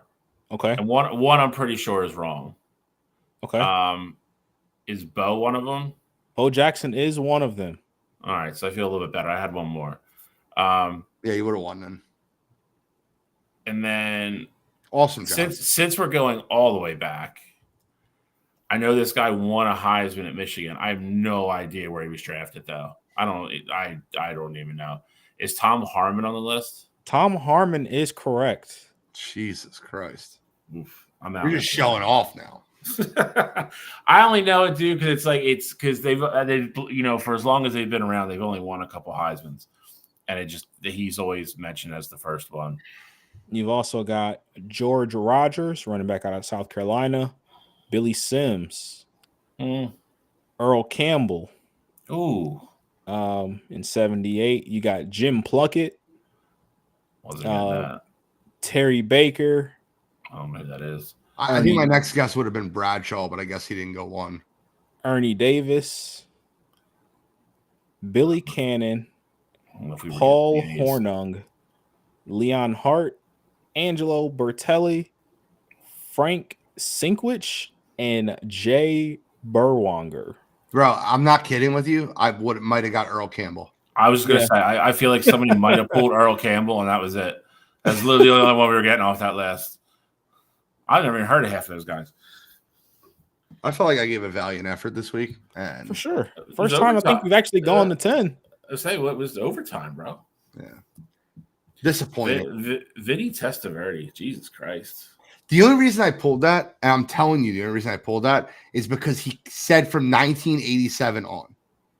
And I knew he wouldn't give that date if it wasn't one from 87. And I couldn't go earlier because Bo literally just did it the year before in 86. Okay. So like I knew you wouldn't pull that date if it wasn't for a person that was at that date. And then I started thinking of quarterbacks that got drafted after. Like I will say the only other one I would have got, Ernie Davis. Have you guys never seen The Express? I've seen. I just don't know if I would have got there in like a time period type thing. I feel like Earl Campbell was the only other person getting pulled off that list. Yeah, that's it. And I think it would take both of us probably a while to get there. Good job, Shally. The list has been updated. Good match, sir. It was a very good match. Overtime. In 125 years of the NFL, only 10 Heisman winners have made it to the Hall of Fame. Is that real? I don't know if that's real. Is that real? I mean, Jeremy's really good with stats, but that just doesn't seem right. But it might be. Well, I mean, yeah. I mean, all right. So I mean, I think Plunkett's in there. Earl Campbell for sure is. Earl Campbell, OJ. I mean, all these. I mean, yeah, because all the recent guys we mentioned, like none of them are either getting in or still playing, so they're not getting in. I'll tell you right now, Jeremy is pretty spot on. Charles Woodson. Peyton never won it. Brady didn't win it. I mean, honestly, it might be right. I mean, he's not really a guy that gives off information much. That's a great stat. That's a great stat. Let's move on to our lineman list, staying in the NFL. Lineman. If you missed 10 through 6, they are posted on the page. 10 through 6 are posted on the page. Shally's got a little grief already from Alex and a couple others for his ranking. Alex just if everything for San Francisco is not number one and blah blah blah, Alex gets upset. I can't live my life about Alex's feelings. I will say, Alex is the homeliest homer I know. He's got me beat. That's coming from Homer Simpson. Well, it looks like our top 3 are identical, just in different orders for 2 and 3. Yeah, I mean, pretty solid list overall. I looked at your guys' 10 through 6s on the page. I'm gonna look at it one more time because there's one guy on there that I felt like, oh, Shally left off his guy. Who? You left off Aiden. No, you didn't. No. You had 7. We all had Aiden. Who was the guy that I felt like? Daniil Hunter, probably for me. You put Daniil Hunter in there. That's what you did. I would say I have the same 10 guys as you, Gene. You do. He has Daniil Hunter 7. Oh, Daniil Hunter is one of the most underrated defensive linemen in all of football, and he's going from Minnesota, who stinks, to Houston, that is going to actually have a good D line. He's going to have Will Anderson on the opposite side of him, Danico Autry in the middle, the steroid user, but he's going to be in the middle for 10 of the weeks. Like, I think Daniil Hunter is going to have an incredible year next year. He gets 6 weeks. Is that what he got? Yeah. Cheater. But On to the top 5. Number 5 for me, I got Nick Bosa, San Francisco 49ers. Guy who has been consistently on our list here since we've been doing these top 10 lists. Nick Bosa is absolute freak. He's incredible in, getting after the passer, rushing the quarterback. I think last year I actually had him a little bit higher. I think with San Francisco's defensive line just getting slightly worse than where it's been past few years is going to have somewhat of an impact on Nick, but he's still absolutely incredible, and he's great at stopping the run and also getting after the passer. 4 guys ahead of him though, just flat out better at this point, but still wanted to show Nick some love here and put him at number 5. So number 5, I got Max Crosby. This is a guy, I mean, since we've been doing the show, has just steadily come up every one of our lists. His play on the field it's just incredible. I mean, he's a high motor guy, a high energy guy. He's a great teammate from all accounts. He's been on a couple of these behind the scenes shows now. But the dude has just worked his way into, he's considered elite. He's probably a little bit of a step behind these top 3 guys, but that is how much he's closed the gap. 14.5 sacks last year. He leads the NFL in tackles for loss in 22 and 23. The dude honestly just continues to get better. Every time I kind of get a little worrisome about all right, everybody knows who he is now. They're gonna come up with better schemes to block him, or maybe this is his peak. He just goes out and has a better year. So he is absolutely top 5 for me. I have no problem if you have him higher. Obviously, both Gene and Cottrell do. The dude's an absolute stud. He's absolutely elite. He's the top of the top in all the NFL in his position. I have Nick Bosa number 5, and guys, I'm be honest with you. There's a lot of times where I look at this and I break it down by statistical breakdown of which guys should be where. This is a lot of feel and a lot of watch, a lot of eyes. And the 4 guys I have ahead of Nick, I just think they're better football players. It's nothing against Nick. Nick plays on a great defense. I think he's a really good football player. But if I'm drafting a team and putting edge rushers on there for 1 year, and not edge rushers only, it's D linemen, but I really value the edge rush position, I'm putting Nick Bosa behind any of the top 4 I have on my team. Max Crosby is the ultimate team guy. He's my number 4. The guy is all hustle, all heart. He's great in stopping the run. He's great at getting after the quarterback. And one thing that's super impressive about Max Crosby is the Raiders could stink. They could be down 38-13, and in the 4th quarter, Max Crosby is still going 100 miles an hour. And I can't say enough about that. And I don't. And the one time I watched the San Francisco 49ers get deflated and blown out by the Philadelphia Eagles in the NFC Championship game a year and a half ago, Nick Bosa basically quit in that second half. That's kind of my determination between 5 and 4. Number 4, I have Chris Jones, the only defensive tackle that made my top 5. I don't want to say I struggled with where to put him, but I just thought he was worthy of being a top 5 over the guys I have through 6 through 10 on the edge and the other 2 tackles that I have on my list.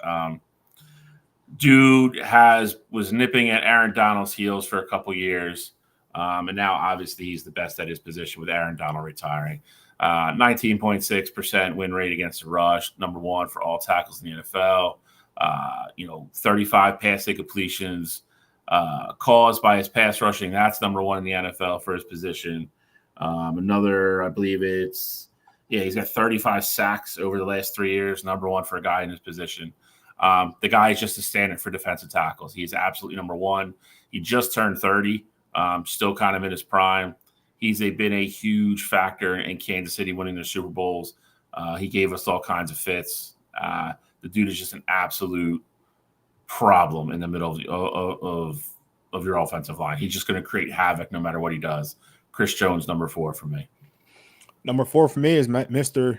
Mad Max himself. I got Max Crosby of the Las Vegas Raiders. Max is a guy who consistently plays a chip on his shoulder. He felt like he was better than even, back in college, felt like he was better than Eastern Michigan, but that was ultimately where he ended up. He felt like he should have been drafted higher. He wasn't. And he's basically played like that. He plays hungry still to this day. He's always going to give you 110% effort. And, to Gene's point about, it doesn't matter how bad the Raiders are, I'll say this: it doesn't matter how bad everyone else is around him. Max Crosby is going to get his. He's going to get after the quarterback. He's going to blow up plays in the backfield.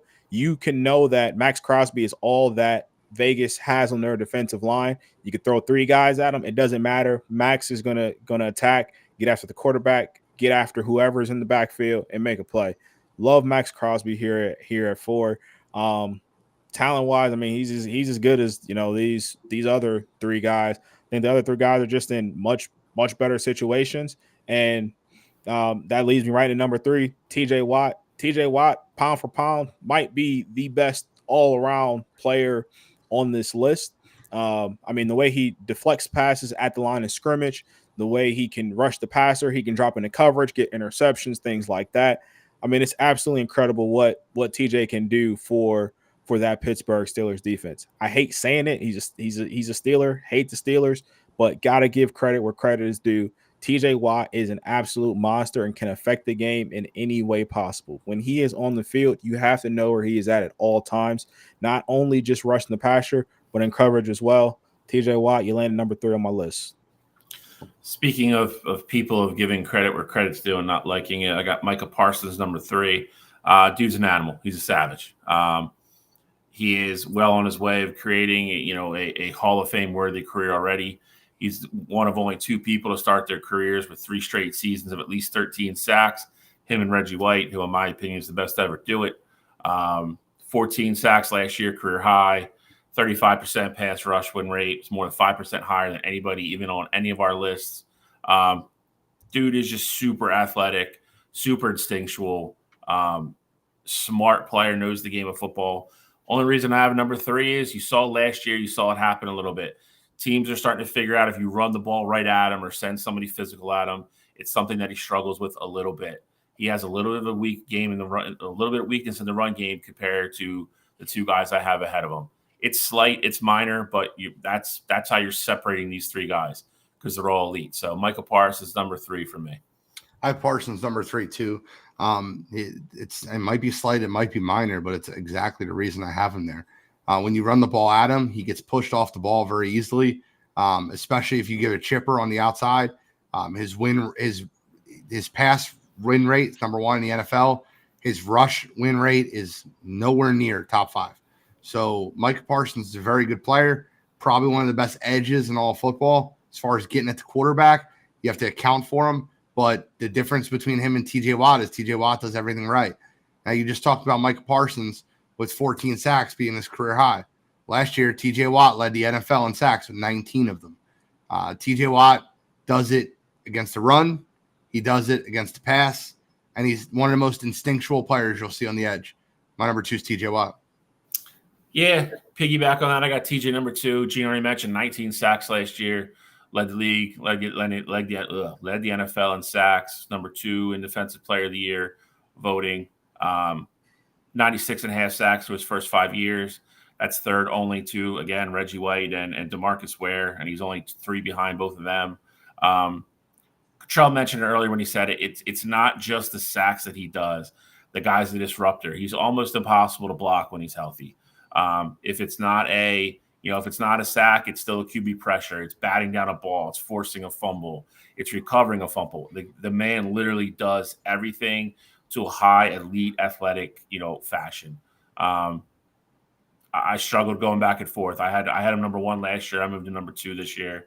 But the dude is elite in every single facet of playing defensive end or the edge in the NFL. So TJ Watt, number 2 for me. Number 2 for me is Mike Parsons of the Cowboys. Both these guys already talked about him a bit, but the only other thing that I'll add with Micah is that I think Micah is in a position where he's still getting better. I mean, the kid's 25 years old at this point, and I think with that Cowboys team and just the Cowboys defensive line in general, he has a lot of things working in his favor. Obviously, we know how talented he is at rushing the passer, but the other thing you got to remember is that last year was really his first year fully playing on the defensive line. Before that, he had been a linebacker, kind of a hybrid guy. Sometimes he played in the middle, playing the edge a lot with Dallas, but just really going back and forth. Last year was really his first year, just fully committed to being on that defensive line. So I do think Micah will improve where he's at in terms of, stopping the run, things like that. But I just love what he is as an athlete. He's also, one of those delusional people that thinks he's the best at everything. He says a lot of crazy things, but as a defensive lineman, I guess I'm okay with that mentality, because you kind of have to be a little bit delusional to be a freak and just be disruptive in that position there. So love Mike. I think he takes another step this year. You see him ultimately end up as an All-Pro. But my number one is Myles Garrett of my Cleveland Browns.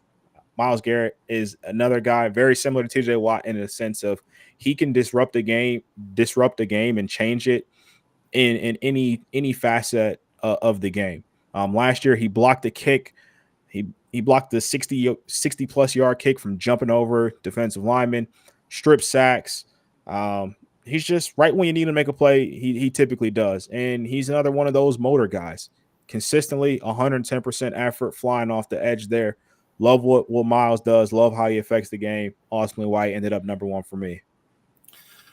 I got Myles number one as well. Cottrell mentioned a lot of things. He's a lot like TJ and even Micah in the fact that he's in a big number of ways that he can affect the game. He's versatile. It's not always just sacks. It's batted balls, it's strip sacks, it's fumbles. It's Cottrell mentioned the block kick, 30% double team rate, second highest in the league. He actually led the league last year in interceptions created with 6. Off pressures that directly relate to a bad throw that lead in interceptions. The guy does everything. And on top of everything, he's just a freak genetic human being. You just look at him. He's just, it looks like he was built in a lab somewhere. He is finally got his due last year. Defensive player of the year, probably long overdue. 46 sacks the last 3 seasons. Almost had back-to-back 20 sack seasons, but 2022, I believe he missed the beginning of the season. Was that the year he got in the car accident, Cottrell? Yeah, he missed a couple games. And I think he still ended up with like 18. I think the guy's just starting to come into his own. I really do. I think he's kind of – I think his mind and his instincts have finally caught up to his body, and he's just become a force. So number one for me this year, Myles Garrett. My number one's Myles Garrett also.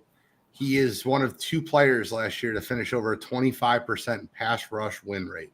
Him and Philadelphia Eagles' own Bryce Huff. 27.3% led the NFL. It was one of the highest marks in PFF history. He had a 94.7% pass rush grade. That was number one in the NFL also. Myles Garrett is elite strength, elite athleticism, and he can do it from all over. He can stop the run. He can stop the pass. He gets the ball. I not much more I can say about him. The guy, Myles Garrett, is just unbelievable.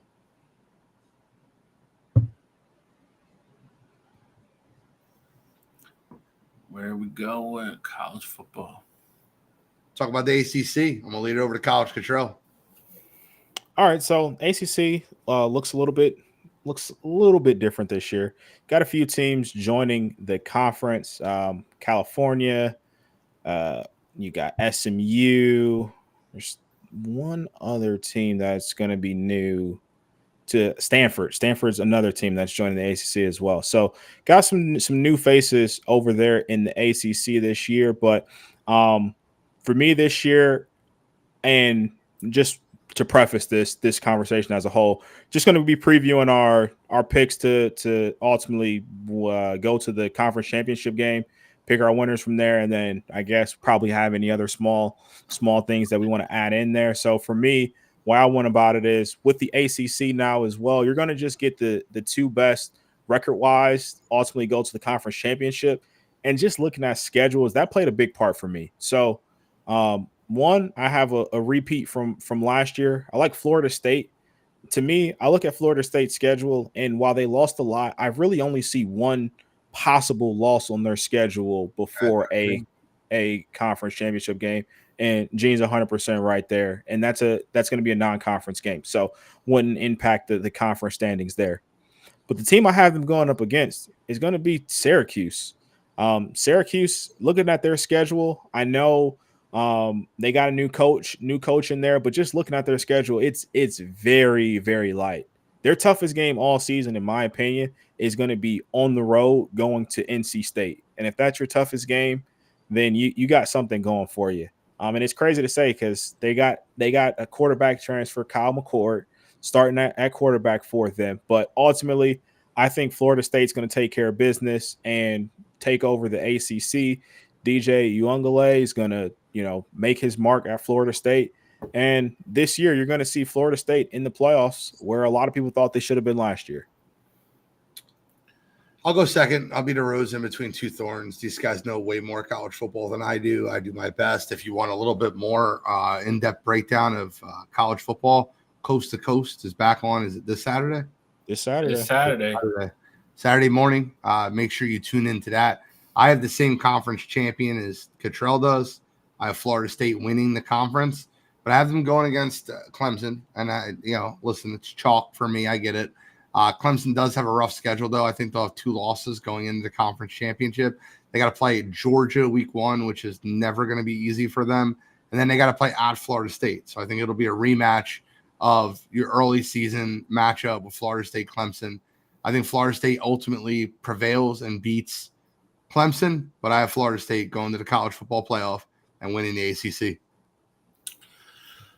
I never like when this happens, but I'm going to agree with Gene. I know the me and Cottrell even talked about it. I know it's almost trendy to look at Syracuse and think they can run the table, but at the end of the day, it's still Syracuse.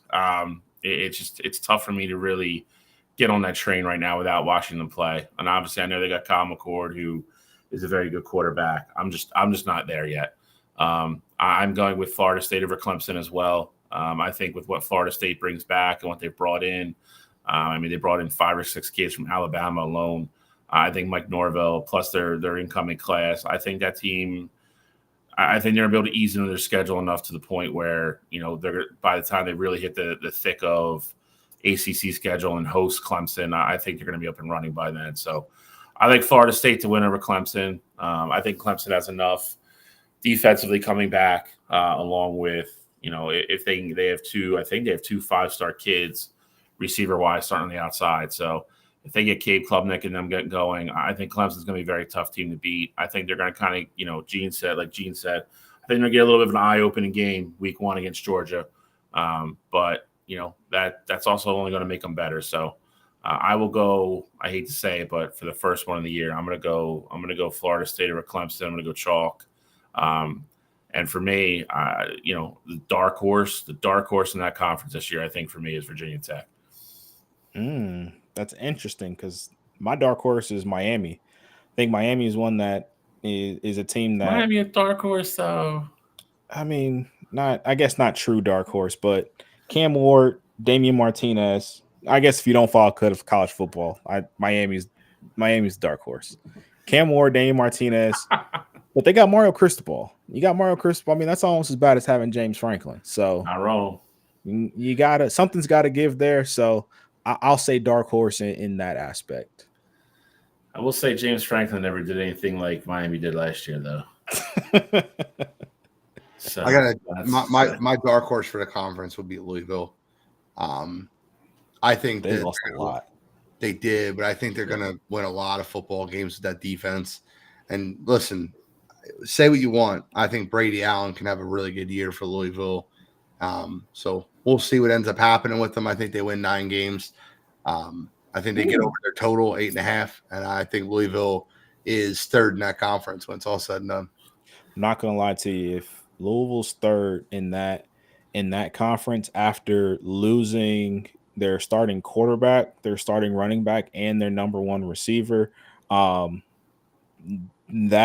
says a lot, and that's going to go a long way for just for that program in general. And I know their head coach just got there. Jeff Brom just got there, but I think that could potentially be another stepping stone for him. So the That'd be big game for smart. them is Miami in Louisville, and that's October 19th. Because let's assume they lose at Notre Dame. Let's assume they lose at Clemson. The big game for them is Miami, and Miami it's in Louisville.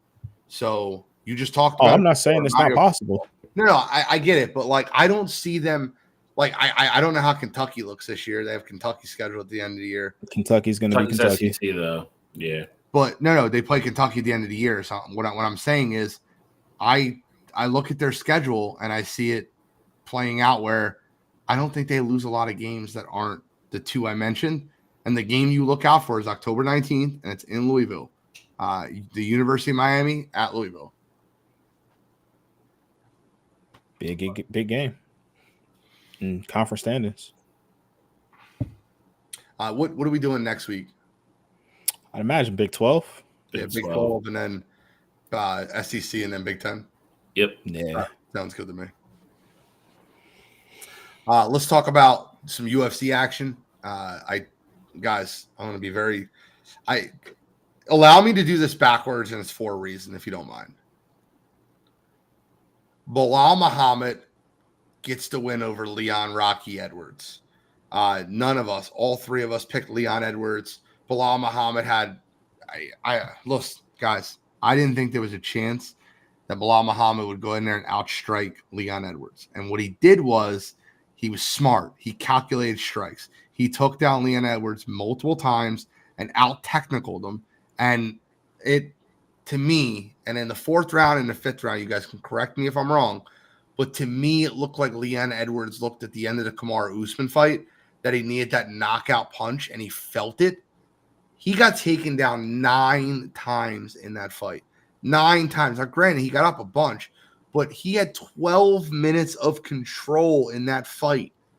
Bilal Muhammad almost took the life out of Leon Edwards. And at the end of the fourth round and in the fifth round, I felt like Leon Edwards was looking for that knockout punch that he hit Kamaru Usman with. And every time he loaded up, Bilal Muhammad just went down, technically drug him down to the ground. And even if he held him down for 30 seconds or 40 seconds and Leon got back up, he controlled the fight. And I got to give credit where credit's due. Bilal Muhammad won the fight. He's been on a hell of a run recently.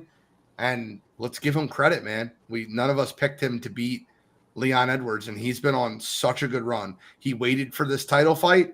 He did exactly what he should have did after he beat Gilbert Burns over a year ago. He waited for this fight, and you could tell he prepared for it. Give Leon Edwards credit for holding the belt for as long as he had, but give Bilal Muhammad credit. He's won 6 straight fights, and if we really be honest about it, he's won 10 straight fights because the no contest versus Leon Edwards was in the middle of that. He hasn't lost a fight since 2019 versus Jeff Neal. The guy's gotten better and better. Let's give Bilal Muhammad his roses. For sure. I mean, definitely have to give him his credit. Was not expecting that at all. No. The fight in general went how I thought it would. I knew it was going to be a kind of a, just call it what it is, a more boring kind of fight. Yep. If you're a big UFC guy, I can understand if you like watching it just from like a schematic standpoint, but it was more of a boring fight. Nothing too exciting there, but Gene, you're 100% right. Leon definitely got to the point in the 5th round where he knew he needed a miracle to happen, like the Kamaru fight, and that just wasn't in the cards this go around. You got to give Bilal credit for his game plan coming into it. Definitely worked, and to the surprise of me, I guess, I saw how great of takedown defense Leon had against Kamaru, and then that just didn't show up against Bilal. Now, to that point, got to give Bilal credit because clearly he's doing something different to have more success. But it was surprising for me. Control looked like he froze there. Froze. But no, yeah, Control, you froze there for the last 10 seconds. I was just going to say, Bilal outstriking Leon is the part that surprised me the most. Leon never has been one of those like flashy like KO guys, but he definitely can match you with pace and volume and things like that, jabs, things like that. And so for Bilal to essentially do that and beat him to the punch was definitely surprising. Give Bilal credit. I don't want to, rain on this parade too early here, but this championship reign won't last long. Shavkat Ramonov is going to take out Bilal Muhammad once we get there. But again, I'll give Bilal his credit for now. Just know this reign will end soon.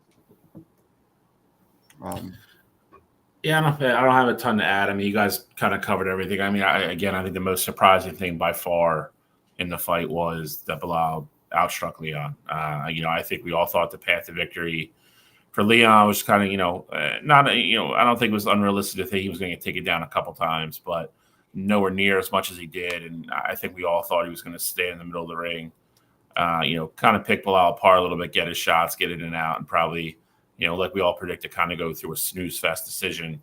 And Bilal went in there with just a great game plan, and to his credit, stuck to it for 25 minutes, which is not always easy when you get rattled and stuff like that sometimes. So, gotta give him his roses. And another surprise, kind of upset and kind of champion that I don't think anybody had on a big no card 2 years ago. We're starting to rack them up a lot. So at least the UFC's entertaining that way. The reason I led with that fight is because what transpired after this next fight is really bringing conversation. Up and coming heavyweight, absolutely just unbelievable, and he gets better each fight.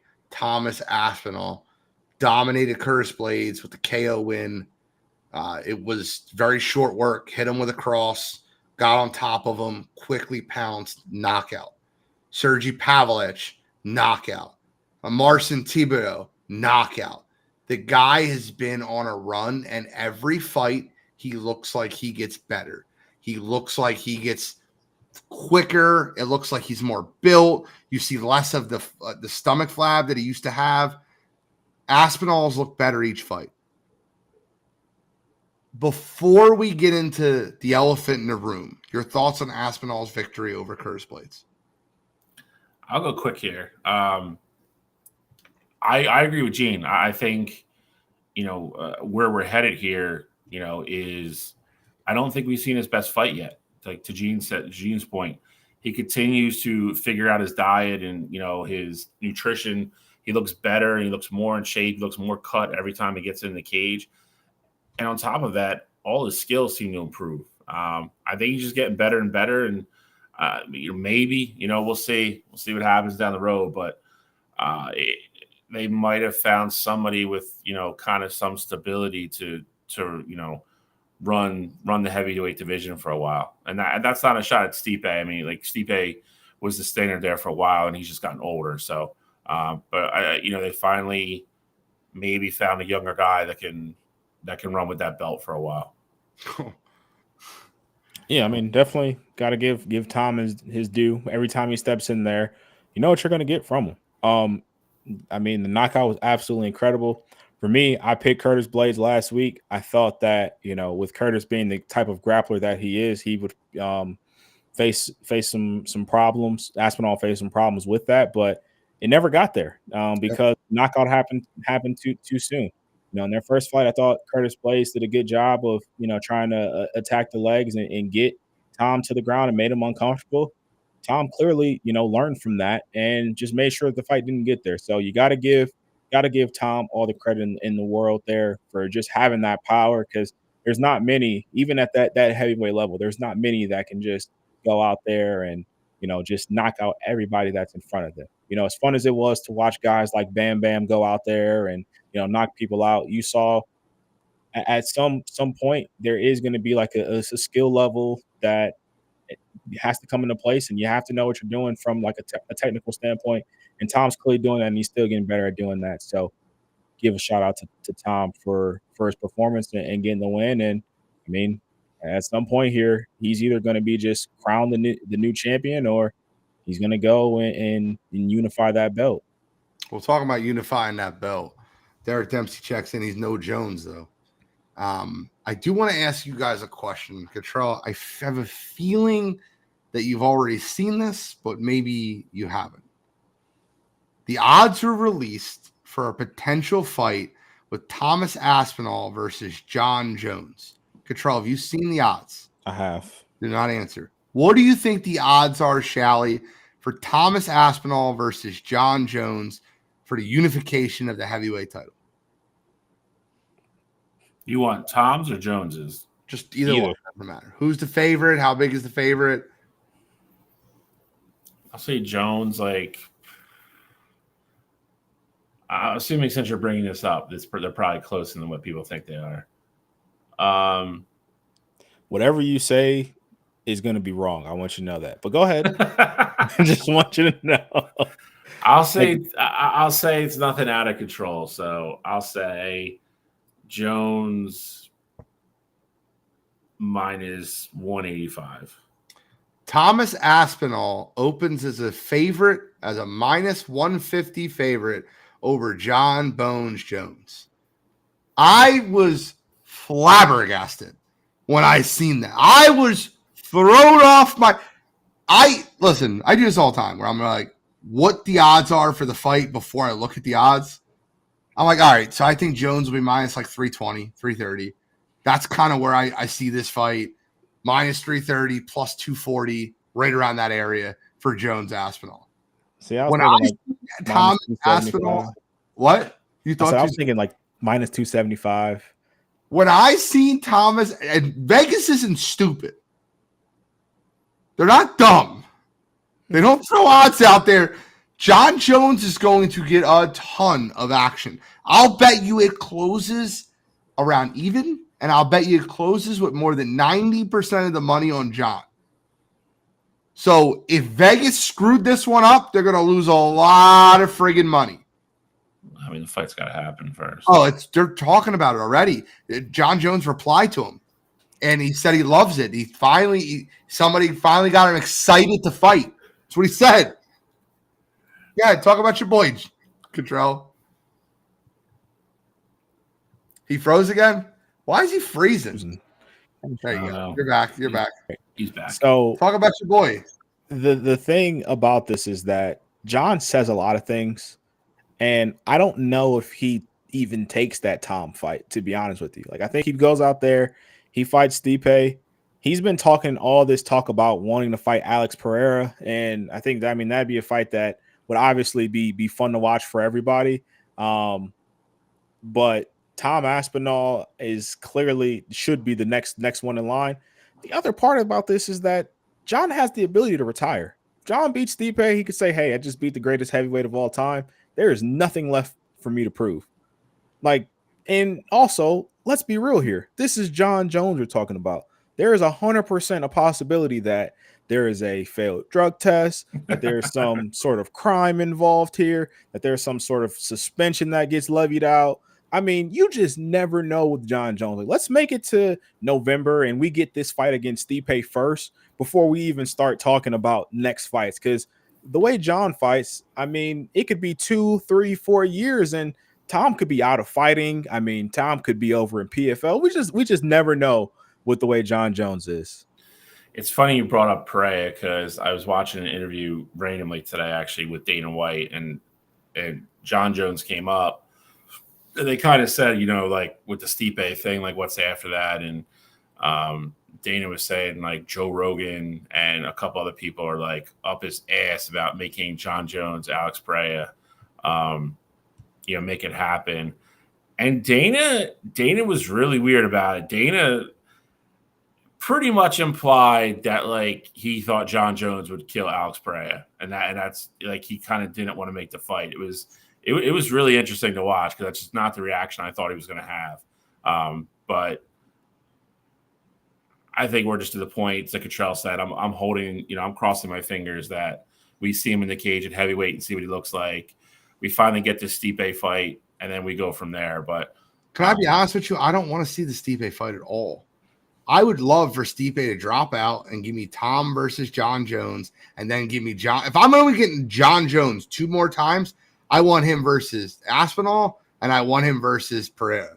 That's what I want. I don't. Agreed. He's going to run through Stipe Miocic like he's not there, unless he's on a coke bender, which he still might run through him. I mean, he ran through Dan Cormier on a coke bender. So Wow.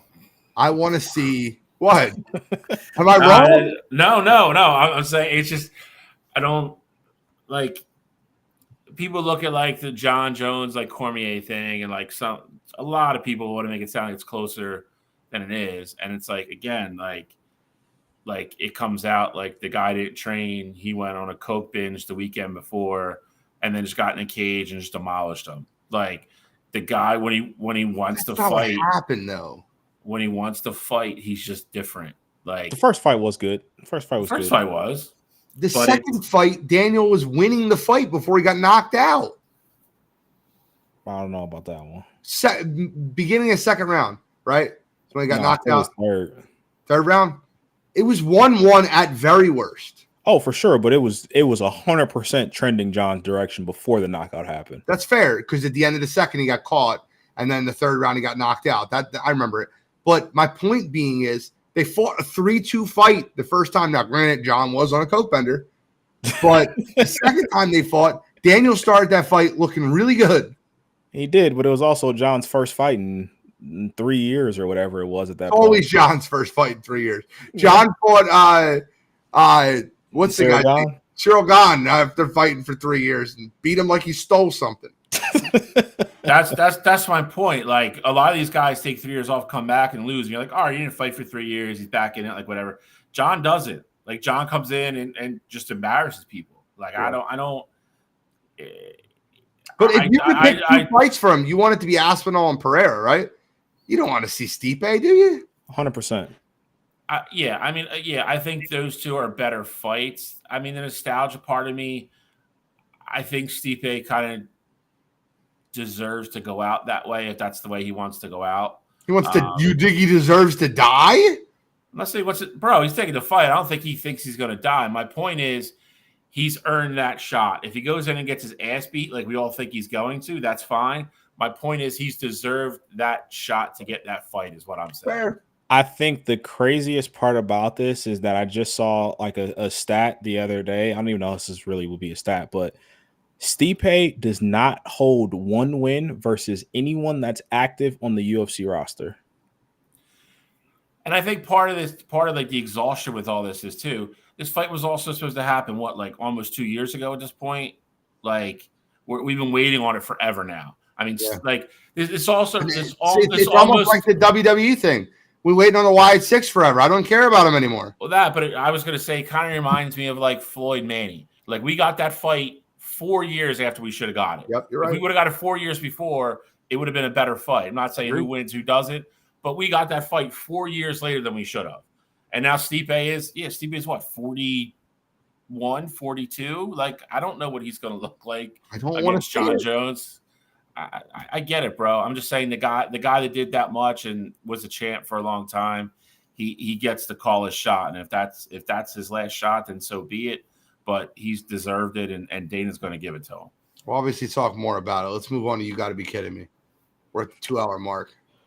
All right, so You Gotta Be Kidding Me this week. Bill, I'm gonna let you have it this week because I just got another one just as of today. I got a different one, so if you want to go take it, you can take it. All right, well maybe we at the end we'll give our final thoughts. We can all tag team it, but this week I'm gonna go with Tony Ferguson. Tony Ferguson came out and said this week that he went back to sparring for the first time in 7 years in preparation for his upcoming fight. He says, I've put in about 120 rounds or more of sparring. I put a lot of wrestling in with good training partners and things like that. The problem for that, like for me with that statement, is that Tony Ferguson has not won a fight since 2019. And now is the time that you think that, hey, maybe I should go back and start sparring again. Do you know, like, the last time Tony Ferguson won a fight, Anthony Edwards was still in college. No one knew what COVID was. I mean, these are things that are just absolutely insane. So, Tony Ferguson, you've been on a 5 year losing streak. and you decide now at 40 years old that, hey, maybe I should start sparring again and getting in the cage and fighting some good training partners. This week for me, you get mine. Kidding me. All right, so for me, I'm going back to the Olympics. I'm going with the Canada women's national team coach, Beverly Priestman. So if you've not heard, not only did she get caught using a drone to advance scout one of her opponents coming up in the Olympics, she's now been suspended. 2 or 3 people from her coaching staff that were probably innocent got suspended and are not going to get paid. And then the Olympics turn around and docked Canada 6 points in their group. So they played 1 game, and they're now minus 3 points, which means it's almost mathematically impossible if they're going to advance. So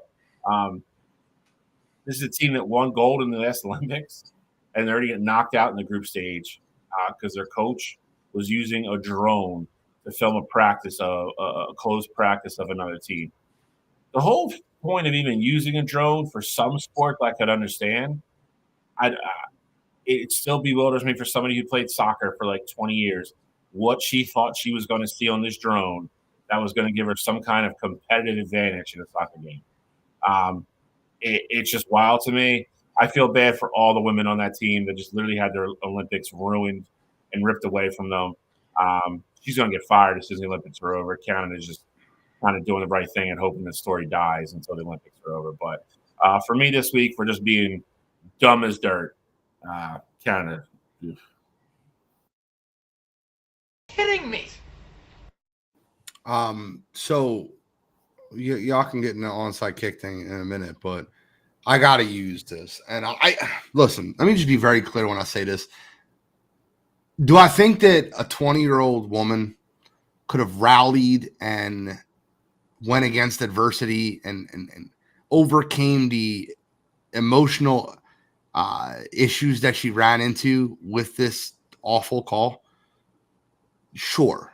Do I think that she could have rallied and played better in doubles? Sure. I've never watched one awful call ruin a 20-year-old's Olympics like I watched in tennis. Coco Gauff was absolutely in the right, and if you don't know the call, I will break it down for you. There was a break point for Coco, which is huge in tennis. Like you hold serve. You ever heard the term hold serve? You hold serve. She's against break point. The official rules the ball out. Maybe a second later, Coco returns it in the normal motion. Her return is out. After the judges seen the mark, they've ruled that the ball was in. So instead of doing a replay of point, which is what the rule states, they ruled that the call of out did not affect Coco Gauff's return. That's not the rule. That's not the rule. They awarded the point to her competitor for break point to put her up 4-2. Coco went on to lose the first set 7-6. I want you to think about that for 1 minute. You awarded her a break point against the rules. Coco Gauff has now went through this twice. This is the second time this has happened to her. She was in tears. She was advocating for herself. I have the quotes. She said, "I never argue these calls, but he called it out before I hit the ball. It's not even perception. It's the rules. I always have to advocate for myself." Coco went on to lose as a heavy favorite, lose not medal, lose in doubles, and lose in mixed doubles. Do I think she could have bounced back? Sure. Do I think that the mental toll of her being eliminated so early in singles could have been the reason that she played poorly afterwards? Yeah.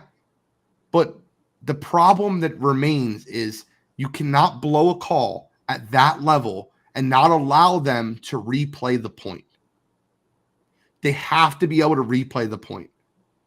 You call out her return, it changes the swing. If you've ever played tennis and you hear someone yell out in the middle of your swing changes. It is what it is. So for that reason, the Olympic Committee, the line judge, and the head judge. Kidding me.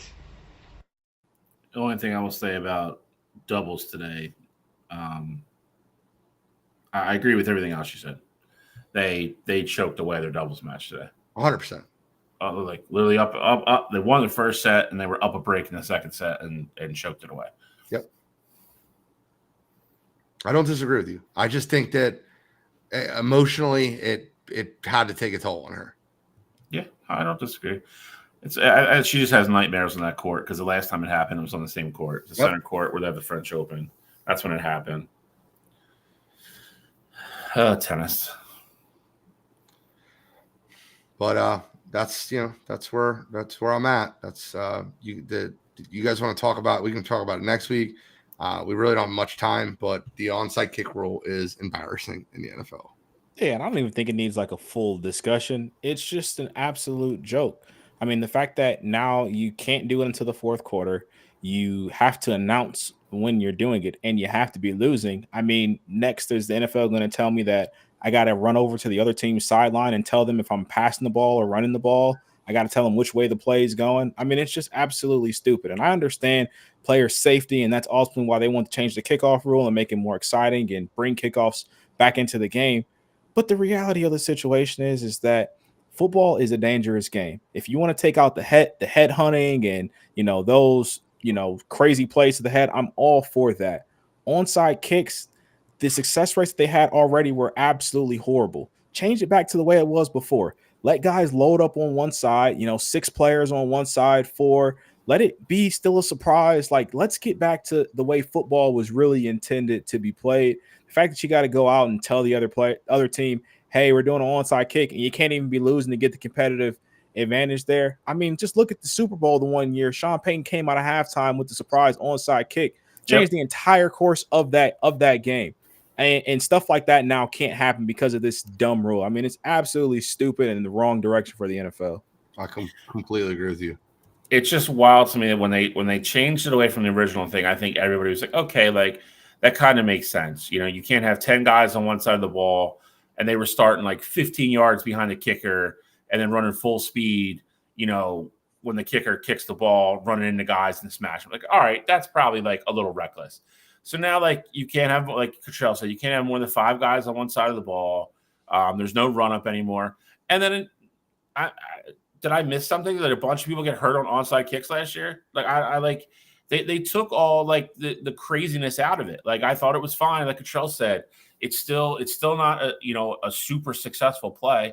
But at least you give the team the option. And if you want to run it, at a surprise time and try to have the kicker kick it like it just goes 10 yards and everybody, like, falls on the ball, like you've eliminated all from the game. Like it's just I don't know. By the time Goodell is done with football, man, it's going to be flag football, and it's just a shame. I don't want to see guys get hurt or permanently injured, but at the same time, like Cottrell said, you are signing up to play a violent sport. The integral part of football is you have to tackle somebody with the football. Like that's what the sport is. Like, what it is going in, and the guys get paid very handsomely to do it. Injuries are going to happen. They happen in every sport. I just don't. I think cherry picking and coming out with like the onside kick is like the end all be all violence in football is just wild to me. It's so stupid. Completely agree with you.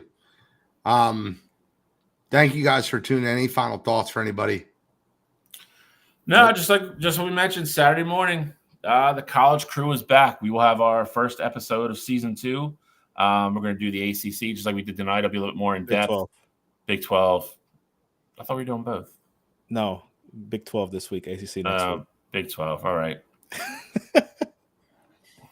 Just got to do more prep work now. That sucks. Looking forward to coast this Saturday. But anyway, 10 o'clock Saturday morning. Tune in. Me, Cottrell, and iBlack will be back. It's going to be good. Looking forward to it. Show's probably going to be a little bit more feisty this year with us all in the same conference now. So, but 10 a.m. Saturday morning, tune in. We'll be back. Any final thoughts, Cottrell? Nope, I got nothing. I have one. I wanted to take a second to send my deepest, condolences to the Reyes family who lost Tito Reyes, Adrian and Nick's father. I want to send them my best wishes. And, he was that guy was the absolute life of the party. If you ever been around Tito, man, he would outdrink any of the guys that were our age. He would party one night with one group, party another night with another group. I'll never forget a night down in Atlantic City at Chili Willie's. Everyone can't handle the Chili Willie's, the sugar rush that they're getting. And Tito is just, it's Chili Willie's. Like, let's go. He's running us under the table. He was the last one up. Guy was an absolute legend. And today we laid our respect to him. And I want to pass my deepest condolences down to the Reyes family. Same. Not to got too far into it, but I talked to Adrian a little bit today, and it's always a difficult thing to lose your father. So no matter if it's coming or if it's sudden, but from the stories I've heard from Gene and a little bit I got from Adrian, the guy just seemed, like Gene just said, just like an absolute blast to be around. So same as Gene, just extend my condolences to the family and to Adrian and Nick and everybody else. So guys are definitely on everybody's minds. All right, so without further ado, this is Wire to Wire Sports Podcast, episode 199. I'm the NFL genius, Gene Walzak. That's Kent State's own, Cleveland's own College Control, Uncle Scholastic Shally, and we are signing out.